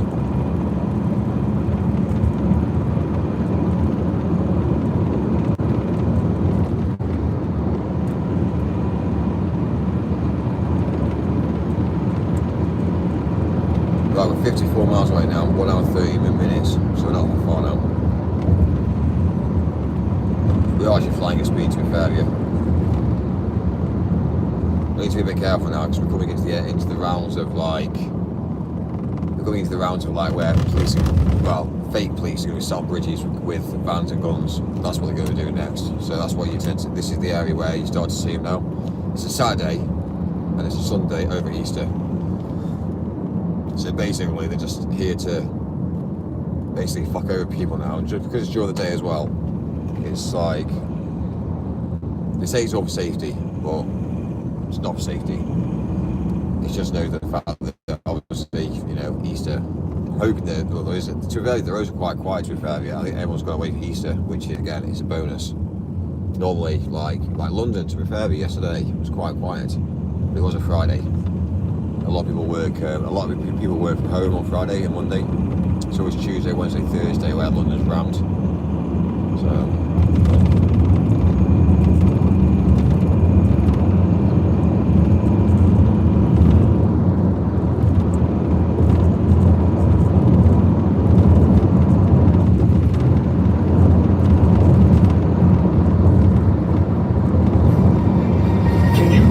your brain to appreciate. Because in the middle of whatever you're pissed off about or frustrated or fearful about or worried about, you're deleting all the things you can be grateful for, you can appreciate are absolutely real. Be your own motivator, and you build yourself up. You do not quit. You build yourself up. You do not quit. Yeah. Mental health. And that's the problem with the mind. You know, I want your listeners or viewers to really think about this. You do not experience life. You experience the life you focus on. That's it. In order to achieve greatness, you must first believe you can.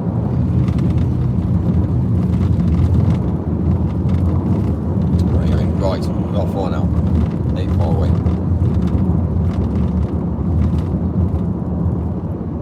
It's surprising, isn't it, that I've done, I slept for about an hour in 2 days. Imagine that. I woke up at 12 o'clock yesterday morning.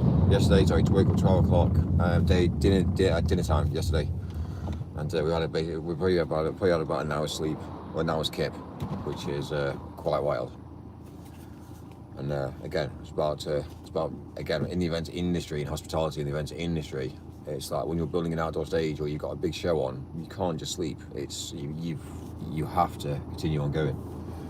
So to me, what I've established, and I know obviously a lot of people won't agree with me, I think people oversleep too much. You sleep 27 years of your life away. You sleep 27 years of your life away. That's madness. And then we have this mentality whereby we say, oh, but you know what, I feel a bit ill today. Oh, I'm a bit tired today. I'm not really, didn't really sleep last night. Excuse. It's all right, because if you're going to get laid, if you go out and get laid all night, you know, imagine having a partner and you literally basically have sex for like 6 hours. Yeah? Think about it. You're all right to have the energy then. When you come to work the next day, you're like, oh, can't be arsed, I'm tired. You know what I mean? It's madness, isn't it?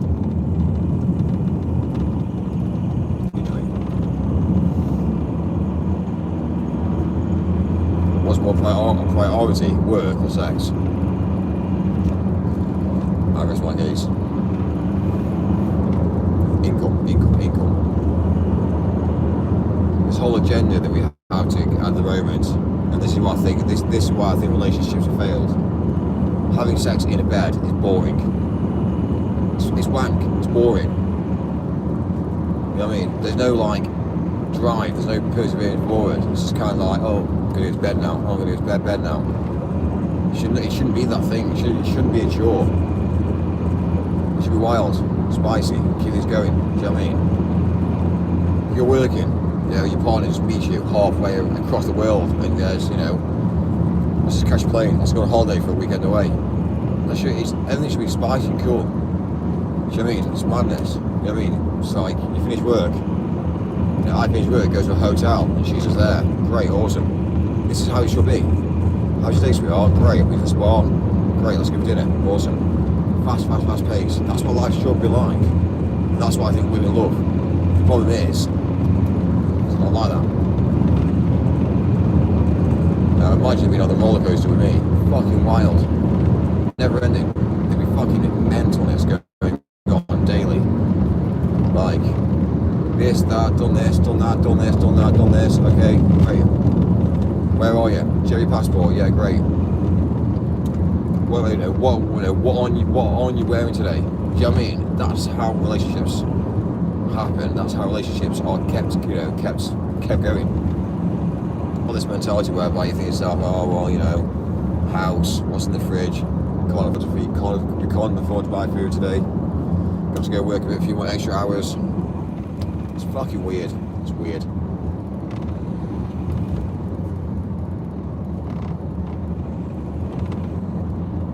It's always about young love, and the next minute it gets boring. Once a man gets a ring on a woman's finger, that's it then, sorted. That's his job done. That's how he sees it in his head. In his head, she's mine. I own her. That's what a man sees when he marries a woman. And that's facts. That's figures. You know, he gives up then. I've done my job in life. That's my job. I've got my wife. That's achievement. That's a goal. But to keep her, it's fucking hardest bit. Well, to be fair, it's not actually the hardest bit. It's hard for her to keep him, really, at a younger age. But to keep it going astray, stop from going astray. It's fucking hard work, I tell you.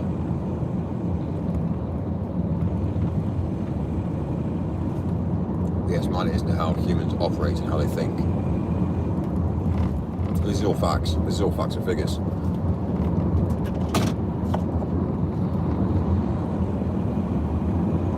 If a woman has a lot to lose, then she won't do it. If she knows for while you're rich, she's got a life. She won't ever go down the route of, again, she'll only mess around with somebody else who's richer than you. If she doesn't know how rich you are, which knows you're rich, then again, yeah, you give her the life, which doesn't know how rich you are.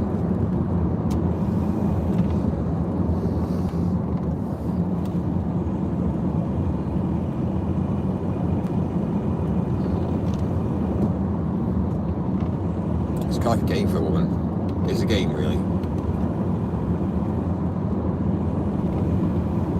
She'll always go for the fastest car. She'll always go for the biggest house. Why wouldn't she? Do you know what I mean? It's a lifestyle.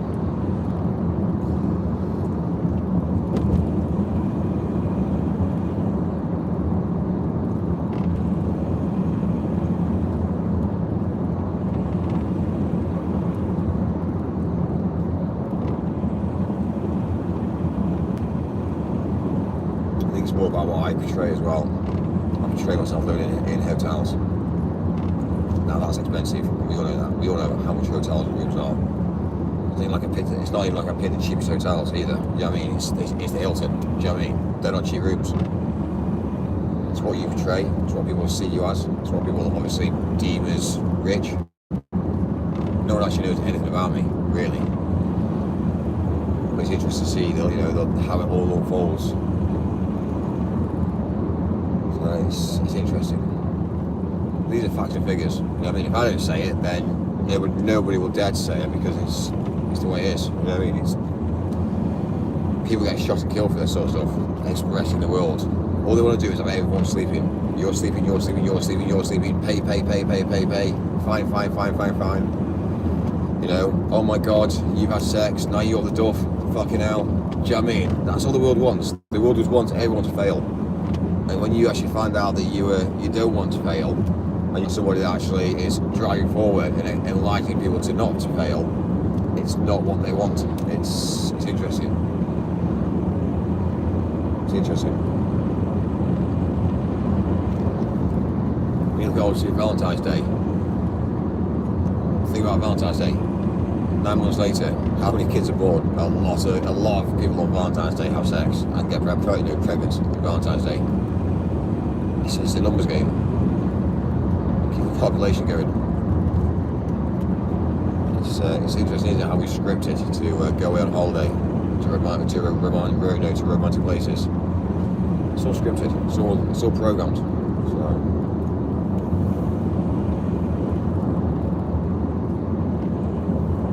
Again, I'm currently driving through. This is the countryside. This is amazing. This is the part of the UK that you won't ever see. These are areas whereby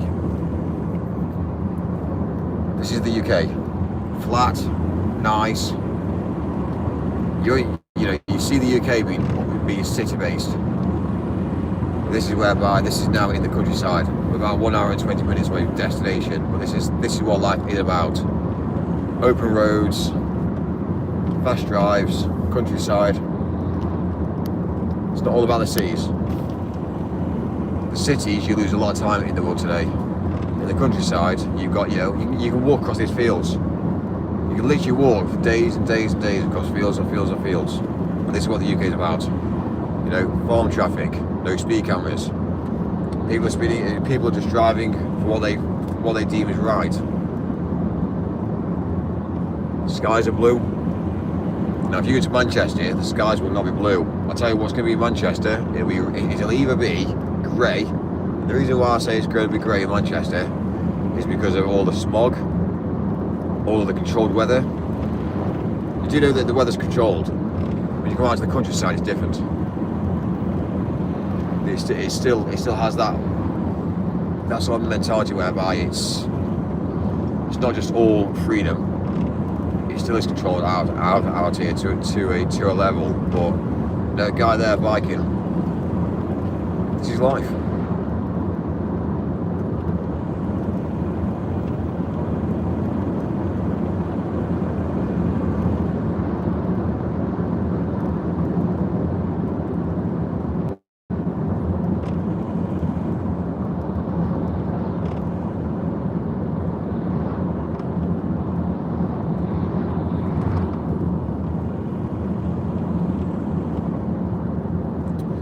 Easter Bunny forgiving. Well, this is the problem, you see. It's all the problem I've got with Easter. I'll tell you the facts about Easter, and it's what really kills me the most. Easter is meant to be forgiving, but it's turned into a mentality whereby we have to buy things. It's all materialistic. You buy to give. You buy to give. And that's what it is, you see. So the Easter Bunny is about, obviously, again, spending money.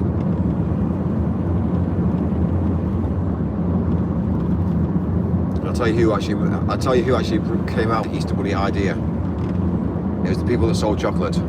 People that sold chocolate came out with the whole Easter Bunny thing. Hence why Easter eggs is all about giving, chocolate. That's what it's all about. Christmas, advent calendars, chocolate. Yeah, we understand this now, don't we? It's all about money, money, money. Spend, spend, spend. Make the poor poor and make the rich rich. So my mentality is, if you are poor, stop buying, stop spending. Don't level up with the rich by spending your money.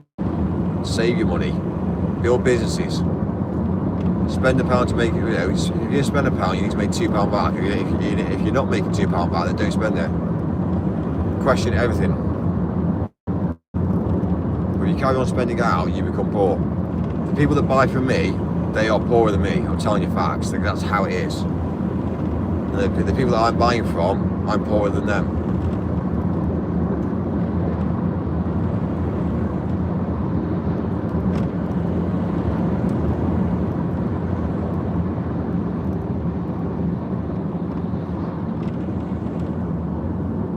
You're poor, spend.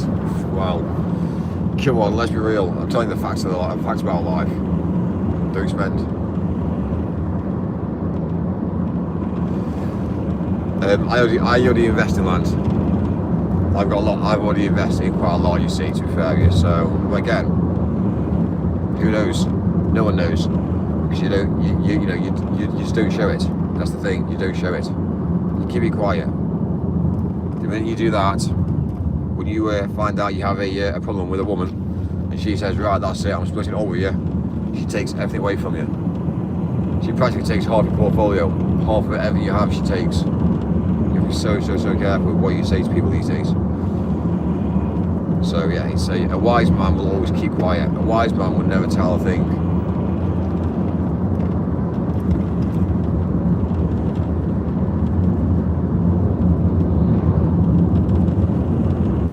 Talking about my wife now. Well, listen, I'm not talking about your wife as a pity now. I'm just saying it as it is in general. The more people that know about this, the more people that won't get affected by it, because they will learn lessons. Unfortunately, some people have to learn lessons the hard way. Some people learn lessons the easy way.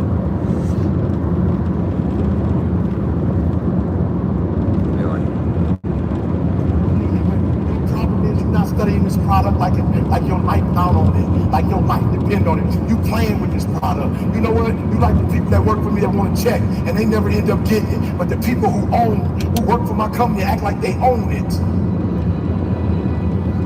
Wake up every single day making sure she don't have to go back to work. So watch this. I started studying and I found out two things.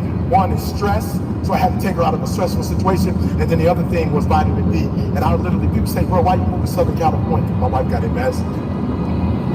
I literally type, what's the best place in the world for vitamin D? Southern California. What's the best temperature in the world in the United States of America? San Diego, California. It don't go 99, 100, and then back down. It's right there. I said San Diego, 100 down. We're moving to San Diego. Why? I don't care about San Diego. My wife, in the first year, last year, we were in San Diego. My wife said to me, back to Michigan when the summer came, my wife said, you know something? I said, what? She said, I never took a nap in California. I said, what you mean by that? She said, the sun energized me and I never needed to take a nap. You don't come after me. The reason why most of you can't do what you do, you can keep getting knocked down, you keep quitting, because whatever your why is, it ain't stronger than the beat down you take. Whatever the beat down, whatever life is throwing at you, whatever punches is blowing, whatever's happening, it ain't deep enough for you to wake up. Like you get punched and you feel that pain and you like, ain't no need to get up. No, and I feel you. You need to stay down. Because life gonna beat you. You talking about making millions, life gonna beat you down. You talking about making millions, multi-millions, billions, life gonna beat you down. So when you feel the pain and you get knocked down, stay down. If you got a why that's deeper than your pain, every trial, every tribulation, I will my way through it. I don't care if it's cancer, I will my way through it. I don't care if it's MS, I will my way through it. I don't care if I'm struggling in school, I'm trying to get a degree, I will my way through it. I don't care if you fail the boards, go again. I don't care if you fail the law exam, go again, will your way through it. Some things you can skill yourself through, some stuff you gotta will your way through.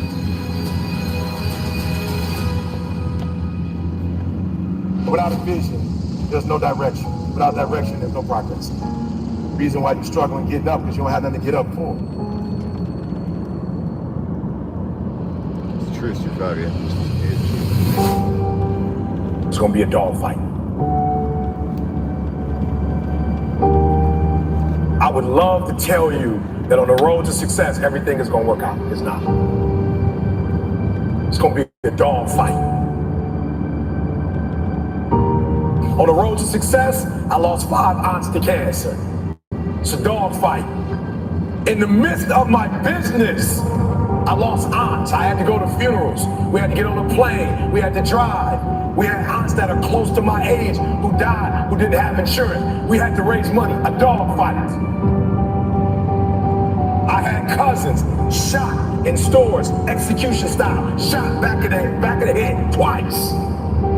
It's a dogfight. Like you don't see that on YouTube, you don't see that on my TGI. It's a dogfight. My wife, 3 years ago, 7 legions found her brain. It's a dogfight. It hasn't been easy. It's a dogfight. It hasn't been, the road hasn't been success. Like it's just a paved road, and like each he go this way, it's been rough. It's been crooked. It's been hard. But I made up in my mind that I will get a reward for the pain that I go through. I will not stop in the middle of the process. I will not be defeated. I will not be destroyed. I will take everything that happens in my life and I will allow the pain to push me to greatness. You will not break me. We're not far away from docks now, so we're going to head over to the docks, which is basically, this is the docks that goes from Europe. So docks from Europe into the UK. So we've got 267 miles on the clock, which is great. We've got another 37 miles to go, and you'll start to see the water's edge shortly. So we've actually driven all the way up from, we've basically driven from Birmingham. We've actually done a lot of driving to Bavaria. So we started in Manchester yesterday, went to Manchester, down to Stoke down to obviously London across from London to Essex Way. Then we've obviously realised it's been a bit of a fuck up. We had to go drive to Birmingham because of the fuck up. Then this is all overnight. Drive from Birmingham back down to Essex, which has been a fucking disaster for me. Then from Essex up to obviously the docks, and then the docks back over to Manchester. And then obviously by the end of the play today, I should be ending down in London by 5 o'clock tonight, hopefully, in theory. So and hopefully that's when I can have a bit of I can lie down for two days and have a rest. So life's not easy, life's hard. So anyway, it is what it is. I need to get through this weekend at least, and then I need to go for a massage, and I need to sort my body out because of doing all this driving. It's not good for the it's not good being in an L-shaped sit-up position for a long time. So my neck is starting to show some damage. And also as well, so I need to be horizontal. Like it's healthy for your body to be horizontal, to be upright, or to be upright for a long well, over 2 or 3 days, it's actually dangerous for your back. So you need to be horizontal.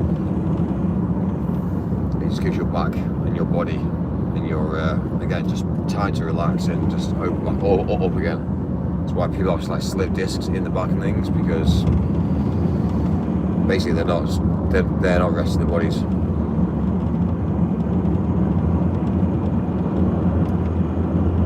Obviously, I'm alright at my age doing this now, but give me another 10 more years doing this sort of work. Yeah, you'll put yourself into an early grave then. So yeah, over to the docks now, which we're off half now. Another 50 more minutes to the docks, and then we're going to load at the docks. So there's basically an import coming into it. Well, it's an import that came in at 2 a.m. this morning. So it's gone through customs. We've had the clearance we've had the emails come through for clearance customs already now.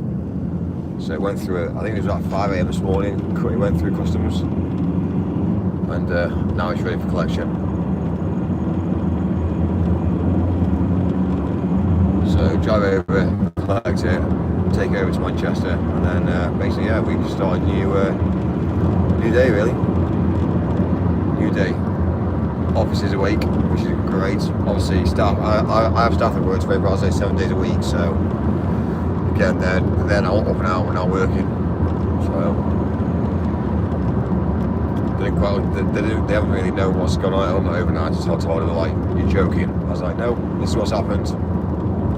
So yeah, they're pretty shocked at what's happened. But anyway, all they know is it's been dealt with. So.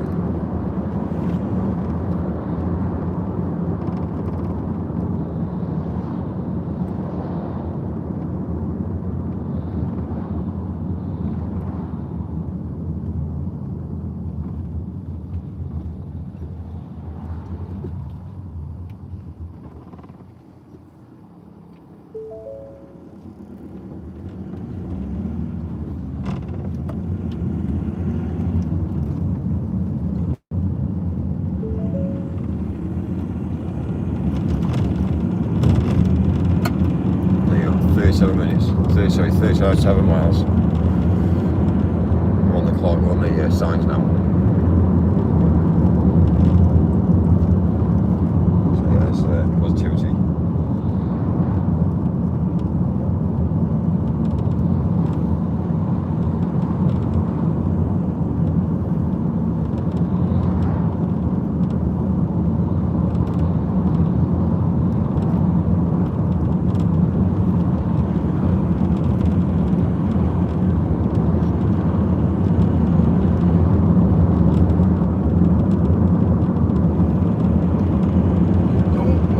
Or you're too tired, too sore, you just don't feel like it? Those days, those are the days that count. When you have those feelings, it's even more important to step up and get some. If you've got something to do, don't put it off till tomorrow. Don't do that. Don't voluntarily do anything tomorrow that you should be getting done today. Get it done today. Don't wait. Attack it, destroy it, and move on.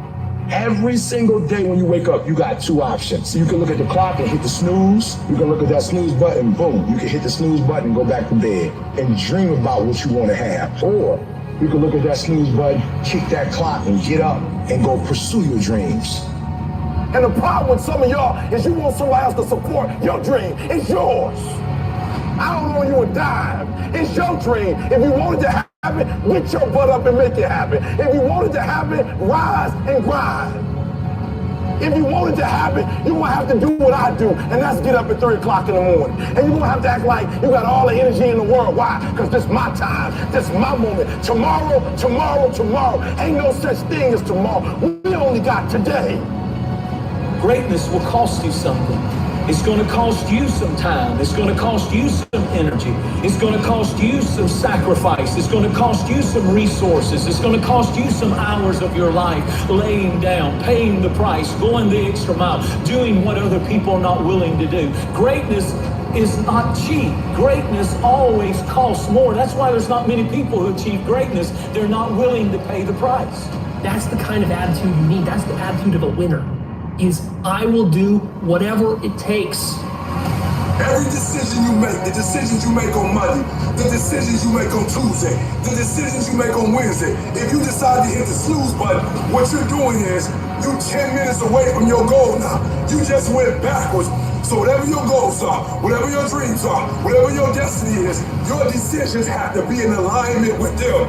Now, if you want to be broke for the rest of your life, keep doing what you're doing. But if you want something different in life, you gotta do something different. You gotta go all in. And mental toughness says, not only do I climb that doggone mountain, I enjoy climbing the mountain. I get a kick out the mountain. I get a kick out the weights. I get a kick out of going up against the number one team. I get a kick out of fatigue. I get a kick out of the grind. I get a kick out of it. And the reason why some of you are not where you're supposed to be, you've given yourself an option. You've given yourself an out. You've given yourself an excuse. But you have what it takes to do it. And the problem with some of you in this room, you don't have no drive. You ain't got them pushing you. You have no reason. You better find one before you get out of here today. You don't belong at the bottom. And it's time for you to get your butt from down there. It's time for you to stop being comfortable at the bottom. Get your butt up and get to where you're supposed to be. You are a royal priesthood. Get where you belong. Do what you're supposed to do. Live like you're supposed to live.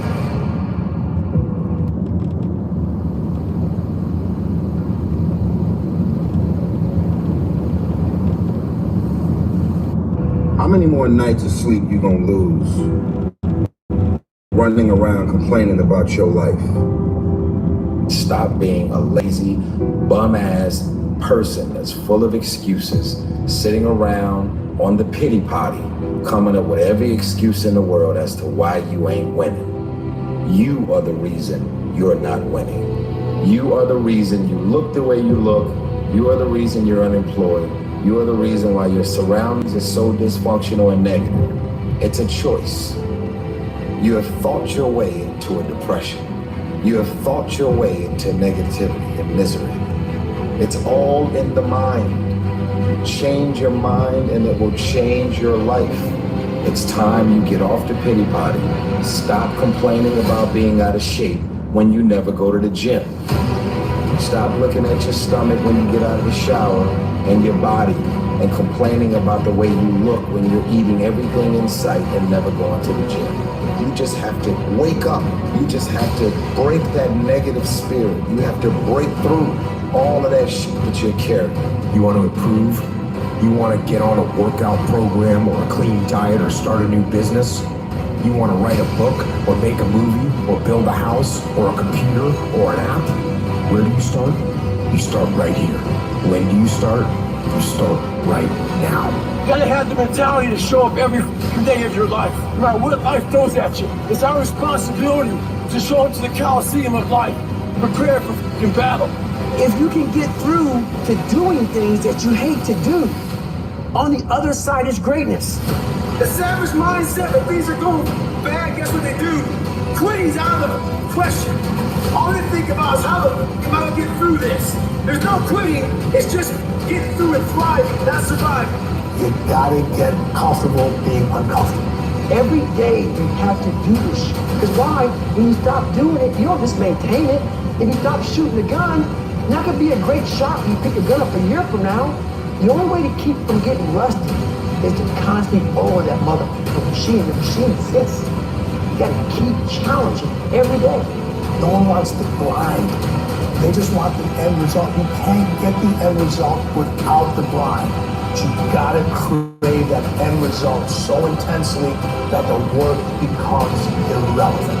But if you really want to set some goals and you're willing to do what it takes and sacrifice to put yourself around it and not worry about what everybody else is going to say, not worry about hurting feelings, you're guaranteed success in whatever you do. Most of the time, we don't have someone there to keep us in line, to make us do push-ups and give us a good, swift kick in the ass when we slack off. What we have to do is we have to be our own sergeant, to hold the highest standards and allow no slack. Your problem is you start something, you stop it. You start something, you stop it. You feel good, you do it. You don't feel good, you quit. People who do stuff consistently and on time, they surpass people who talented and gifted. Stop waiting for something to move you and move yourself. You're your biggest problem. Everything is external that moves you. Now I want you to start moving yourself internally. I want you to be able to push your buttons and not let anything else push your buttons. You gotta move you every single day. If you get to a point in your day and you down and out, if you get to a point in your day and you're exhausted, you get to a point in your day and you're not feeling it, you can stop right there and change the mood. Nobody control your mood. You control your mood. You control your feelings. I don't care how small it is. I don't care how minuscule the movement is, but make movement. Move forward and do that every single day, no matter what, including today. You aren't getting it any closer to your 5-year plan or your 3-year plan or your 7-year plan or any plan that you've got unless you get up and start getting after it today. I woke up one day and stopped making excuses. I woke up one day and stopped playing the blame game. I woke up one day and looked at the man in the mirror and was like, yo, bro, what are you doing? Wake up. It's showtime. Let's go. Get up. Go to class. Get up. Do your homework. Work on your gift. It was given to you, but you got to hone it. When you want to become a diamond, your whole attitude change, your whole mindset, your thinking, your relationships, the decisions that you make, how you spend your time, your energy, all of it changes. See, this is something that you can't be in this business. This business has to be in you. You take advantage of this opportunity. You let everything else go. You eat different. You study different. You practice different. It's one thing to talk about your destiny. It's one thing to dream about your destiny. But it's another thing to wake up when you know you're supposed to wake up. To say no to that party. Saying no to quitting when you still got 100 more shots to make. Saying no when your boss said stop, but you put in 50 more push-ups. You can't just talk about it. You gotta be about it. Yep, it's tough. It's hard. I'm not telling you it's gonna be easy to grind, but I can tell you this. It will be worth the sacrifice if you can grind your way through it. Whoa. What's that? I just built a budgeting app in Base 44. Guys, Nina just built an app. If the lion is the king of the jungle, how can he be the king of the jungle? If he's not the biggest, the elephant is probably one of the biggest. He can't be the fastest because that's a cheater. He can't be the smartest. Mentality. So he's not the biggest, the fastest, or the smartest. Mentality. So how does a lion become the king of the jungle? His mentality. Yeah, that's mentality. Fucking mentality. Every mentality. Power is mentality. If you control your mind, control the way you operate in the world today, that's power. And nobody can get that taken away from you. So that's the basic, that is the key to being a real man. Control your mentality. Everybody wants to be a beast. Oh dear. No, that's dangerous. Wow. Just like Average people on the fucking road, fucking out. You have an excuse. What's gonna separate you is when it's beast time, when it's war time, you gotta get up and make it happen. Why was Michael and Kobe who they were? Tom Brady, Dwayne Wade. Right, you've got this. So, right, let's just be real. You've got an absolute dickhead in front in this taxi. He's on and off his brakes. He's also accelerating, then accelerating, then accelerating, as you can tell from the exhaust. Like, this is a guy who should not be driving. I tell you what, I bet you he's a third worlder. Somebody that's an immigrant, maybe first generation, second generation, third world generation. This is an immigrant who's driving this. I'm telling you facts. Like, he shouldn't even be on the road. He's a taxi driver in a Prius.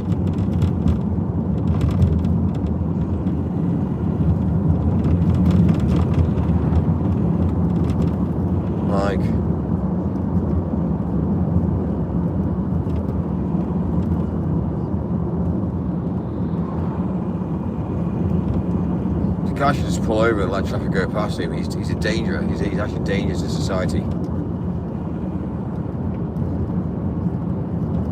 When you drive like a twat, everyone overtakes and causes accidents. Do you mean, how close was he then? Just his road positioning.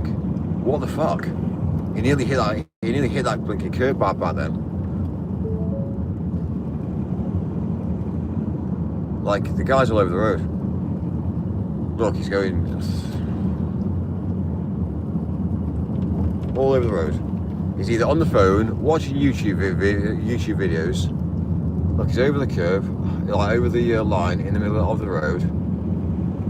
He's probably now watching, I reckon he's either on the phone, or he's watching YouTube, or watching TikToks.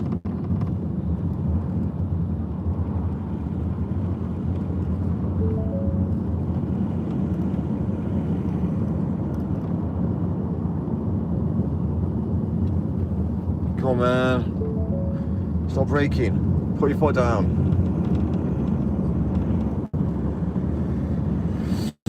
It's difficult because these roads are quite windy. So to overtake, it's just not sensible like now. It's just not sensible, especially being in a van. If I was in a BMW or something like that, it'd be different, because I would have the power. But like driving a vehicle with weight, it's not worth it.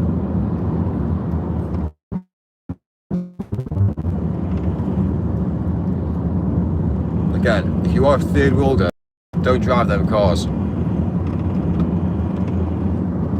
Like, don't be a taxi driver. If you come to this country as a slave, you're a slave in your own country, you come to this country, you're still a slave. So fucking stop. It's your mentality. Change it. Don't be a slave in this country. You don't want to be treated like a slave, so don't take a slave's job in this country either then. And that's a slave's job. A taxi driver is a slave's job.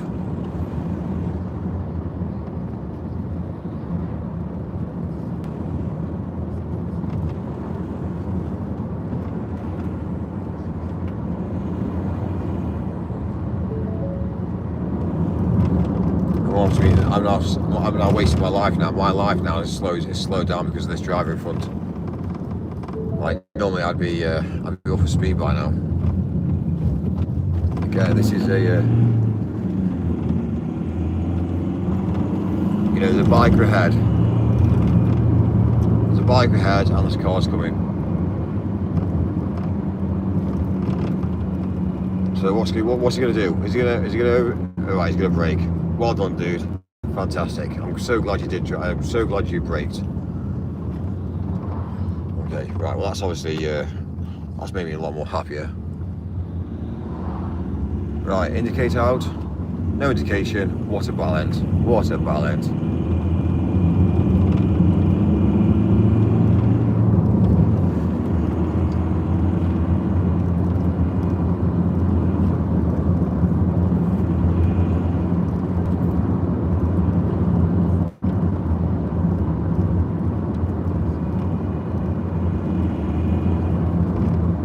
Why is he braking? Oh right, because you see this sign say reduce speed now. I'll tell you what it is. He's watching a video. That's what he's doing. He's watching content. Now he speeds up. Now he brakes. Now he speeds up. Now he brakes. What a twat. What a twat.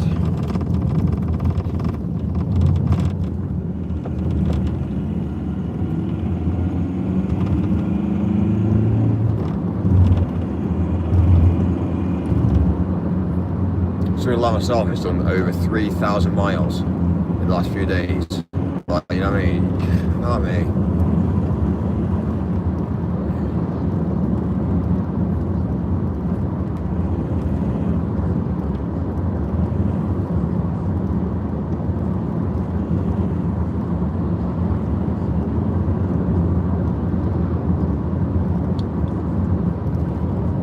There's a police car ahead as well.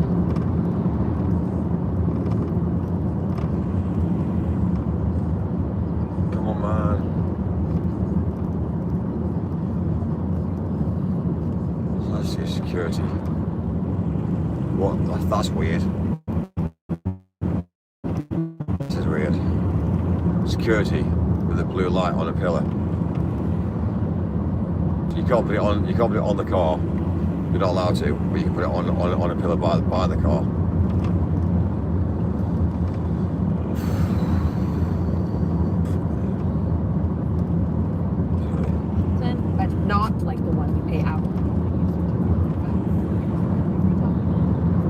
on, dude. You can't go the same direction as me now. Please.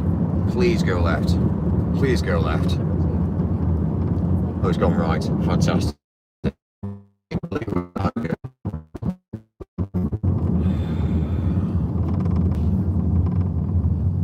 know how he's coming up his number plate was taxi light, his number.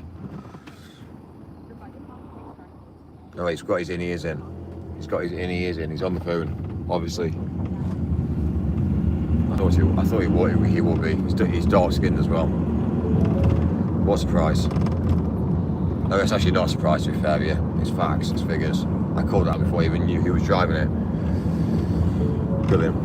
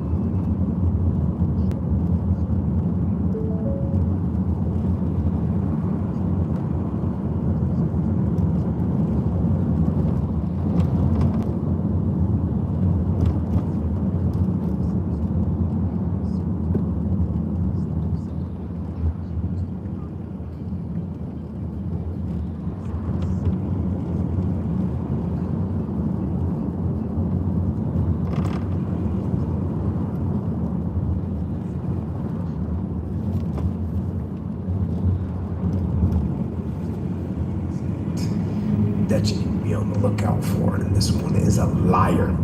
This one. Yes, man. This one is a backbiter. This is the instinct that says, you've had enough. There you see.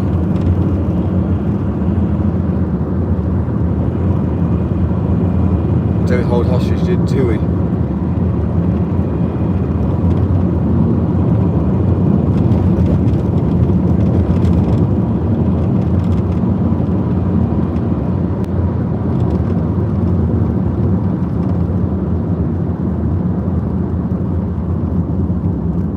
Oh great, we've got no Starbucks here. Should we get a coffee?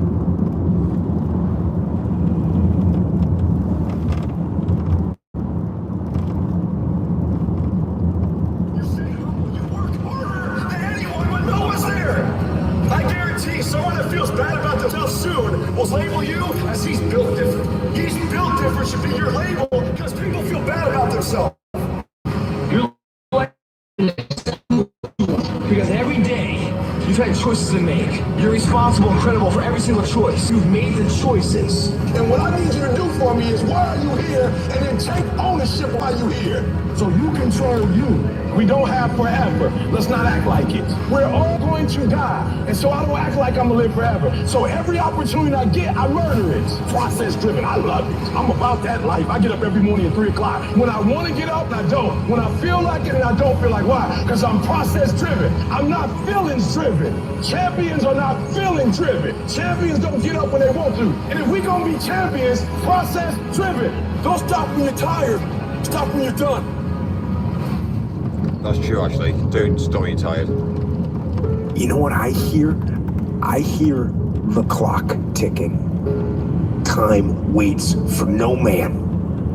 Life goes by, and it goes by quick.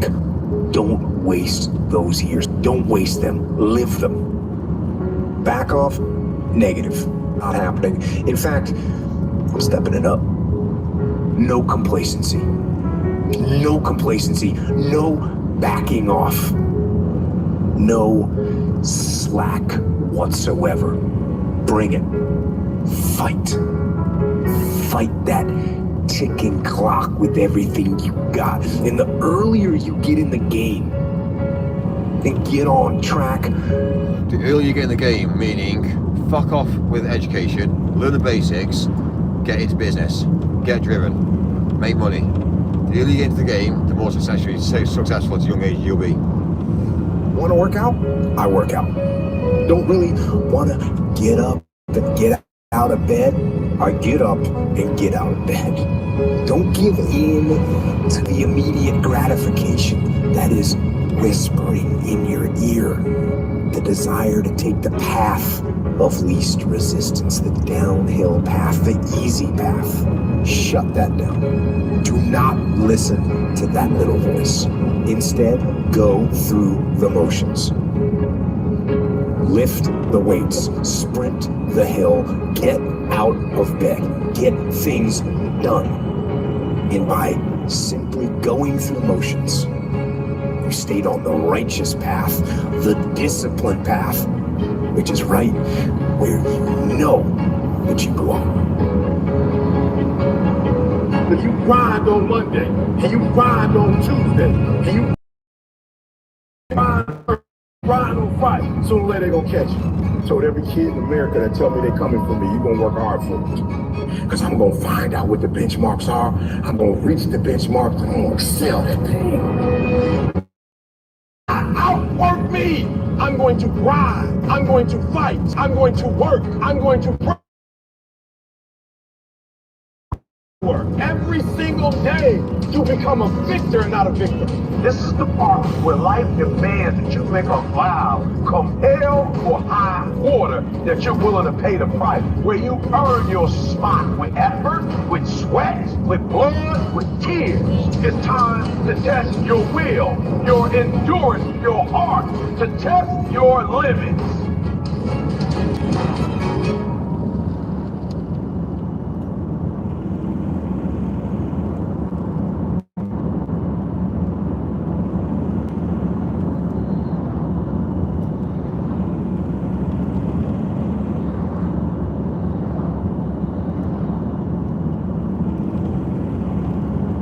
If you've had a car on finance between 2007 and 2024, you could be owed compensation. Give us your details, give us all your name and addresses, give everything. Guess why? Because at the end of the day, we're going to scam you, we're going to take your information. Don't do them, that's a scam.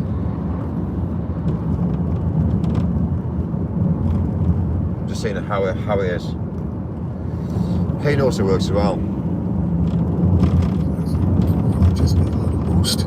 Download Mindset and listen to your favorite motivational speeches while getting ready for the day.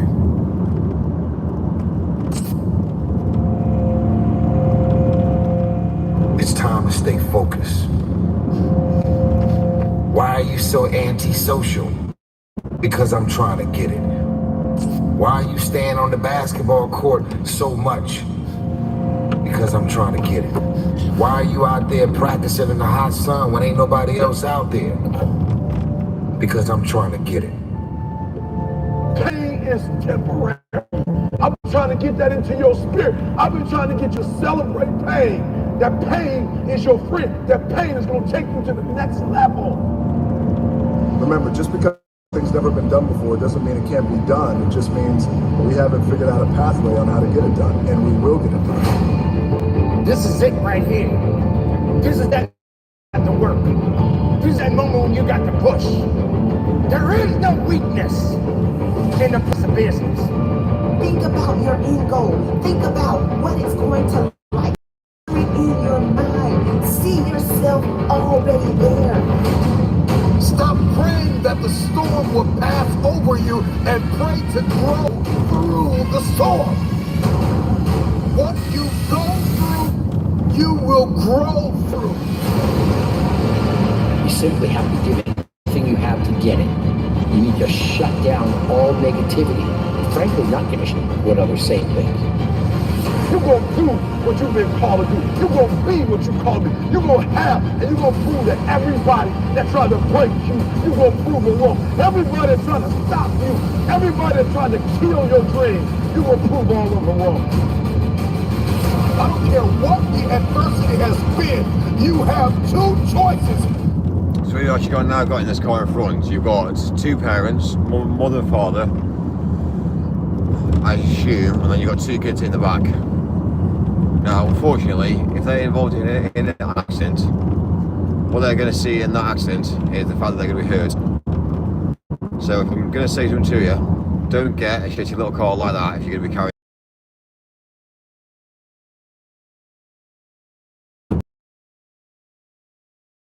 Because you're going to come out of work, you will do it in a BMW or an Audi or a Mercedes. But understand that car in front, if that's involved in that, basically, people love death. Those cars are not safe. Do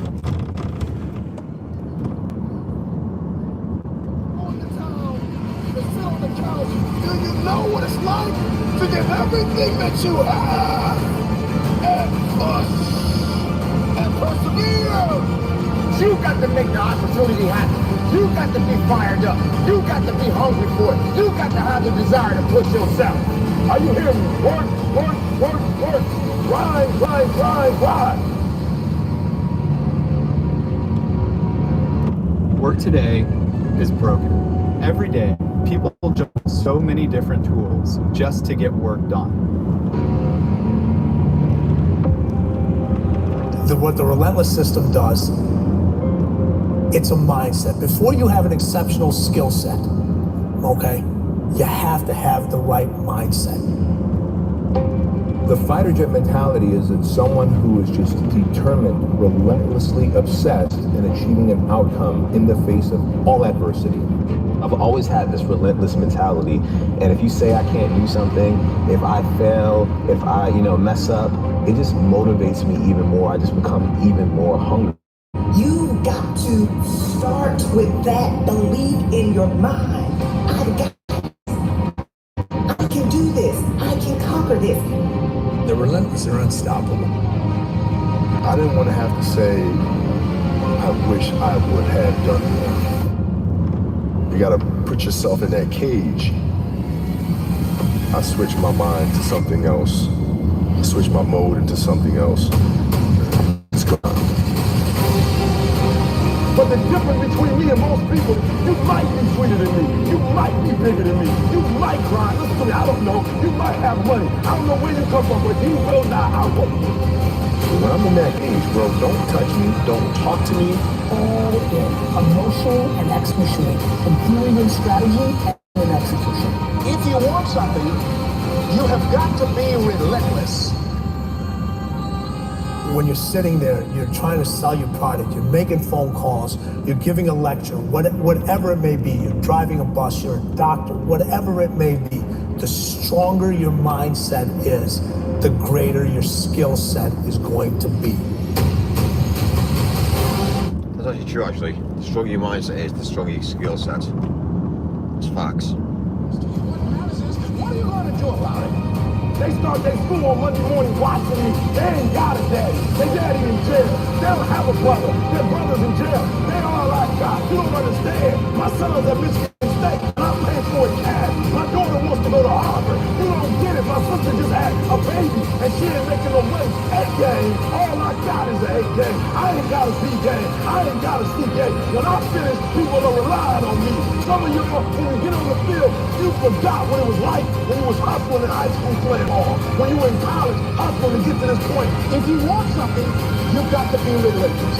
You've got to decide, I deserve this, and I'm going to have it. And you go all out to get it.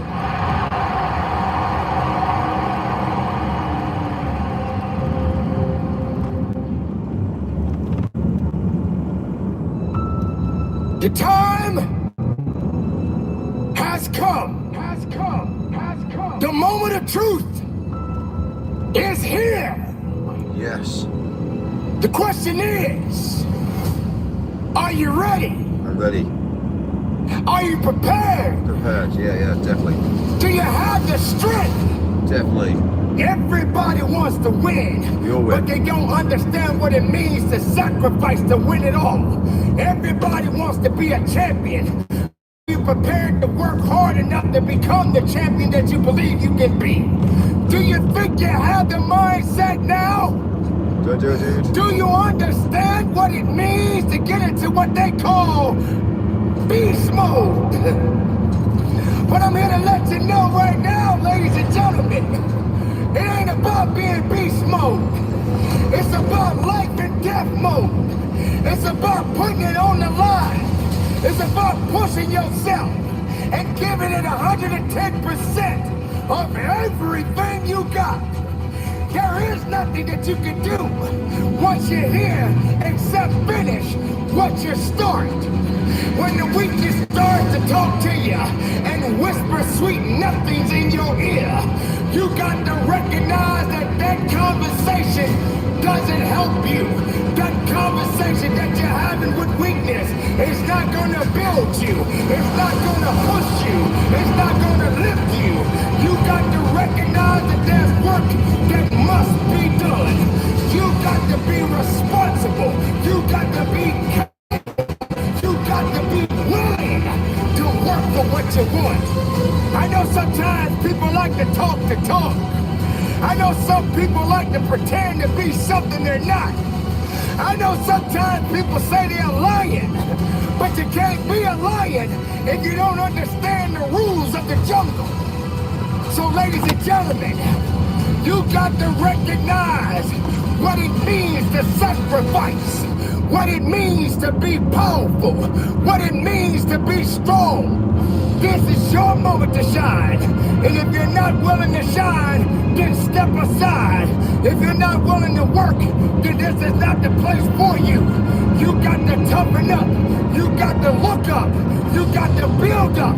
If you want it, this is the time to go get it. But you gotta work for it. You got to believe in it. You got to trust in it. You got to let the power flow through the veins. The blood is real. The blood will push you. The pump that you're getting in this place right now is gonna take you up and over the top. But if you're not hungry, if you're not willing to get it, then you're gonna starve. You're gonna starve because you're not hungry. You're gonna starve because you're not willing. You're gonna starve because you don't want it. Only the hungry knows how to eat. Only the hungry knows how to fight. You don't have time to step back. You got to go forward. You got to push harder. You got to dig a little bit deeper. Some people, all they do is talk. When you're in this place of business, there is no talking. The only conversation is moving what's in front of you. The only conversation is pushing when you feel you can't push. The only conversation is you against you. Here's how I manage my Vanguard portfolio. I use investing to invest in my ISA. Check it out. I can see what the funds are invested in and I can rebalance my portfolio in one click. Every year we go through the same cycle. I'm gonna eat better. I'm gonna exercise. I'm gonna cut off all negative people. I'm gonna be optimistic. Come on, we say all these things. I'm gonna execute. Right, there you go, see, there's docks. There's the fucking water, dude. There's the water, Mike. For me, what a long drive. So this is European. So this is the European docks that go from Europe into the UK. So we're not far now. We're 6.5 miles. Well, you can imagine how many miles we do. So 10 minutes, 6.7 miles. So we'll have to slow down a bit now because, again, we're now coming into the docks now whereby we can't do speed. So as we start to get down, they're on this corner now. We've slowed all the way down now. And then we had ourselves up to like 95 across that straight. So the amount of time that you gain back by driving at 90 that you're doing driving at 50, do you know what I mean? It's a big, big difference.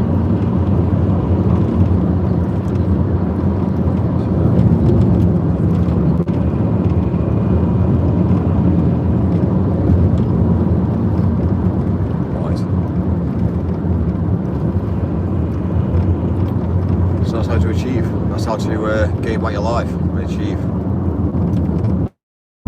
So there's the docks. So we're going to arrive at the docks now. We're going to collect out the docks, and then we're going to obviously then make a nice little swift move back over to Manchester.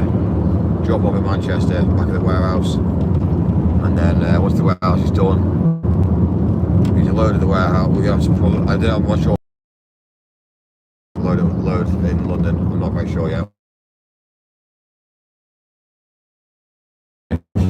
Just so I've got spare resources. Resources down with us, then we'll load them on haven't actually slept or showered for 2 days now, so I'm starting to feel a bit sweaty now, a bit like you actually start to smile yourself, which is I know it's grim, but again, there's only me in this van, so it doesn't really matter.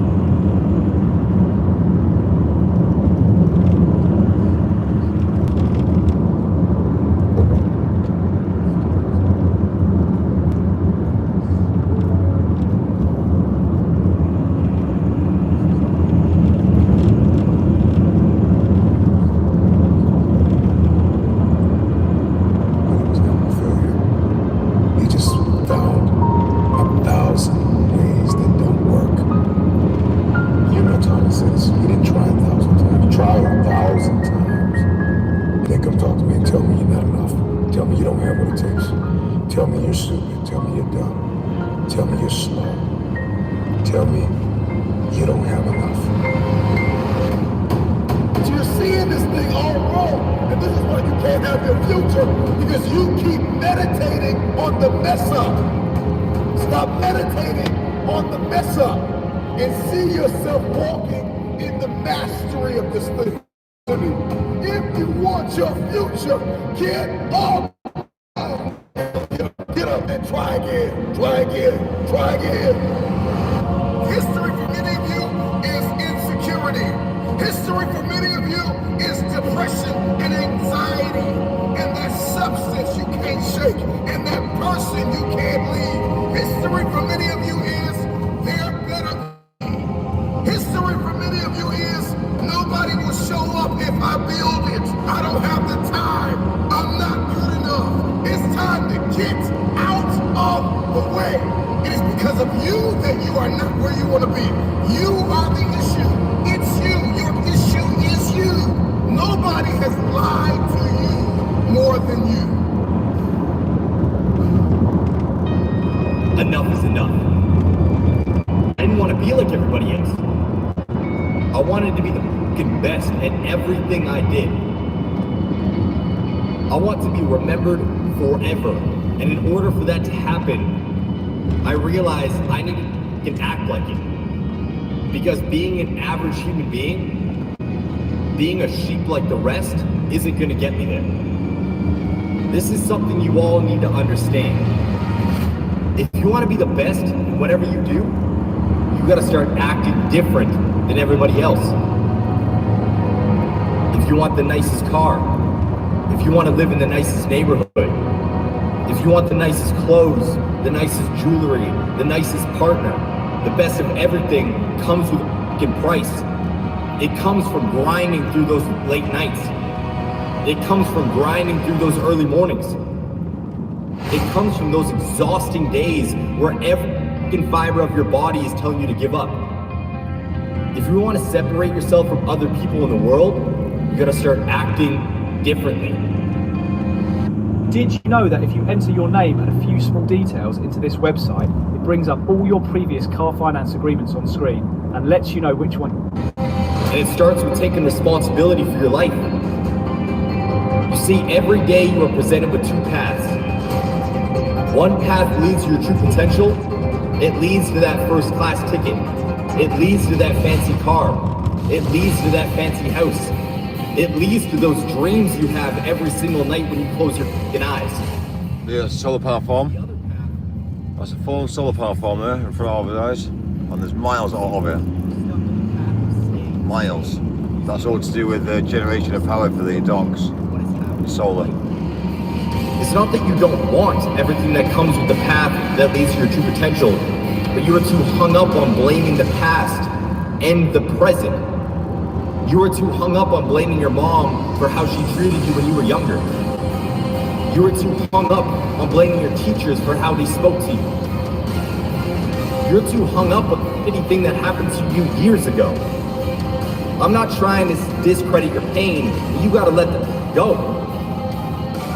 And you aren't able to appreciate the strength and power you have today. You aren't able to step into that power because you are choosing to justify excuses every single time in your fucking eyes. It's time to take responsibility. Understand that you are in control of how you feel every day. There's another solar panel farm in front, on the left. Full solar panel. Every day. So don't get it twisted. The excuse that these outside sources control how you feel, what you do, and how you act is just a justification that has been drilled into your head since you were younger. Break out of it. Understand that we have the power to change our lives. Stop putting the power in other people's hands by blaming them for your current situation. Take that back. Choose to shift the trajectory of your life so you can live up to your true potential. The King Eric Thomas said it best. Everybody wants to be a beast until it's time to do what beasts do. Guess what? Beasts don't sleep in every day. They understand that they need to sacrifice sleep in order to be successful. Beasts don't binge watch Netflix. When they want to change their life, they utilize that time to take action. Beasts don't blame the past for where they are in the present. They utilize that pain as a fucking lesson so they can see more success in the future. Embrace self-discipline. Stop trading short-term pleasure for long-term gains. Choose to make decisions that are going to benefit your life every day. Take control of your life so you can separate yourself from the masses. Choose to be the absolute best version of yourself and walk down the path that leads to achieving your true potential. You got this. Let's go.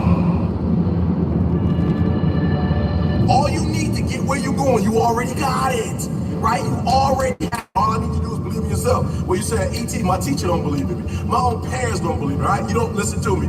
You don't need nobody else to make your dreams become reality. I don't need them to believe in me. I don't need them to encourage me. I don't need them to pump me up, to motivate me. I'm my own motivation.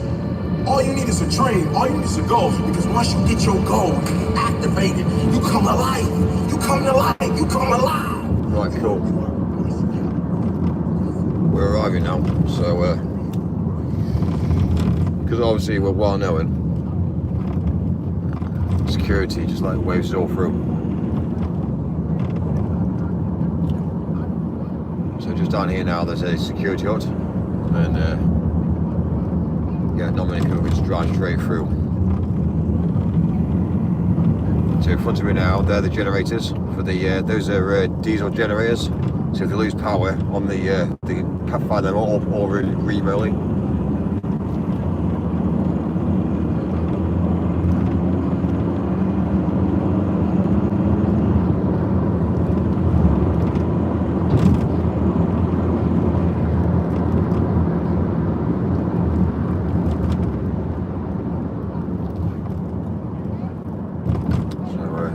Here we go. We've arrived at the docks, Mike. Sweet.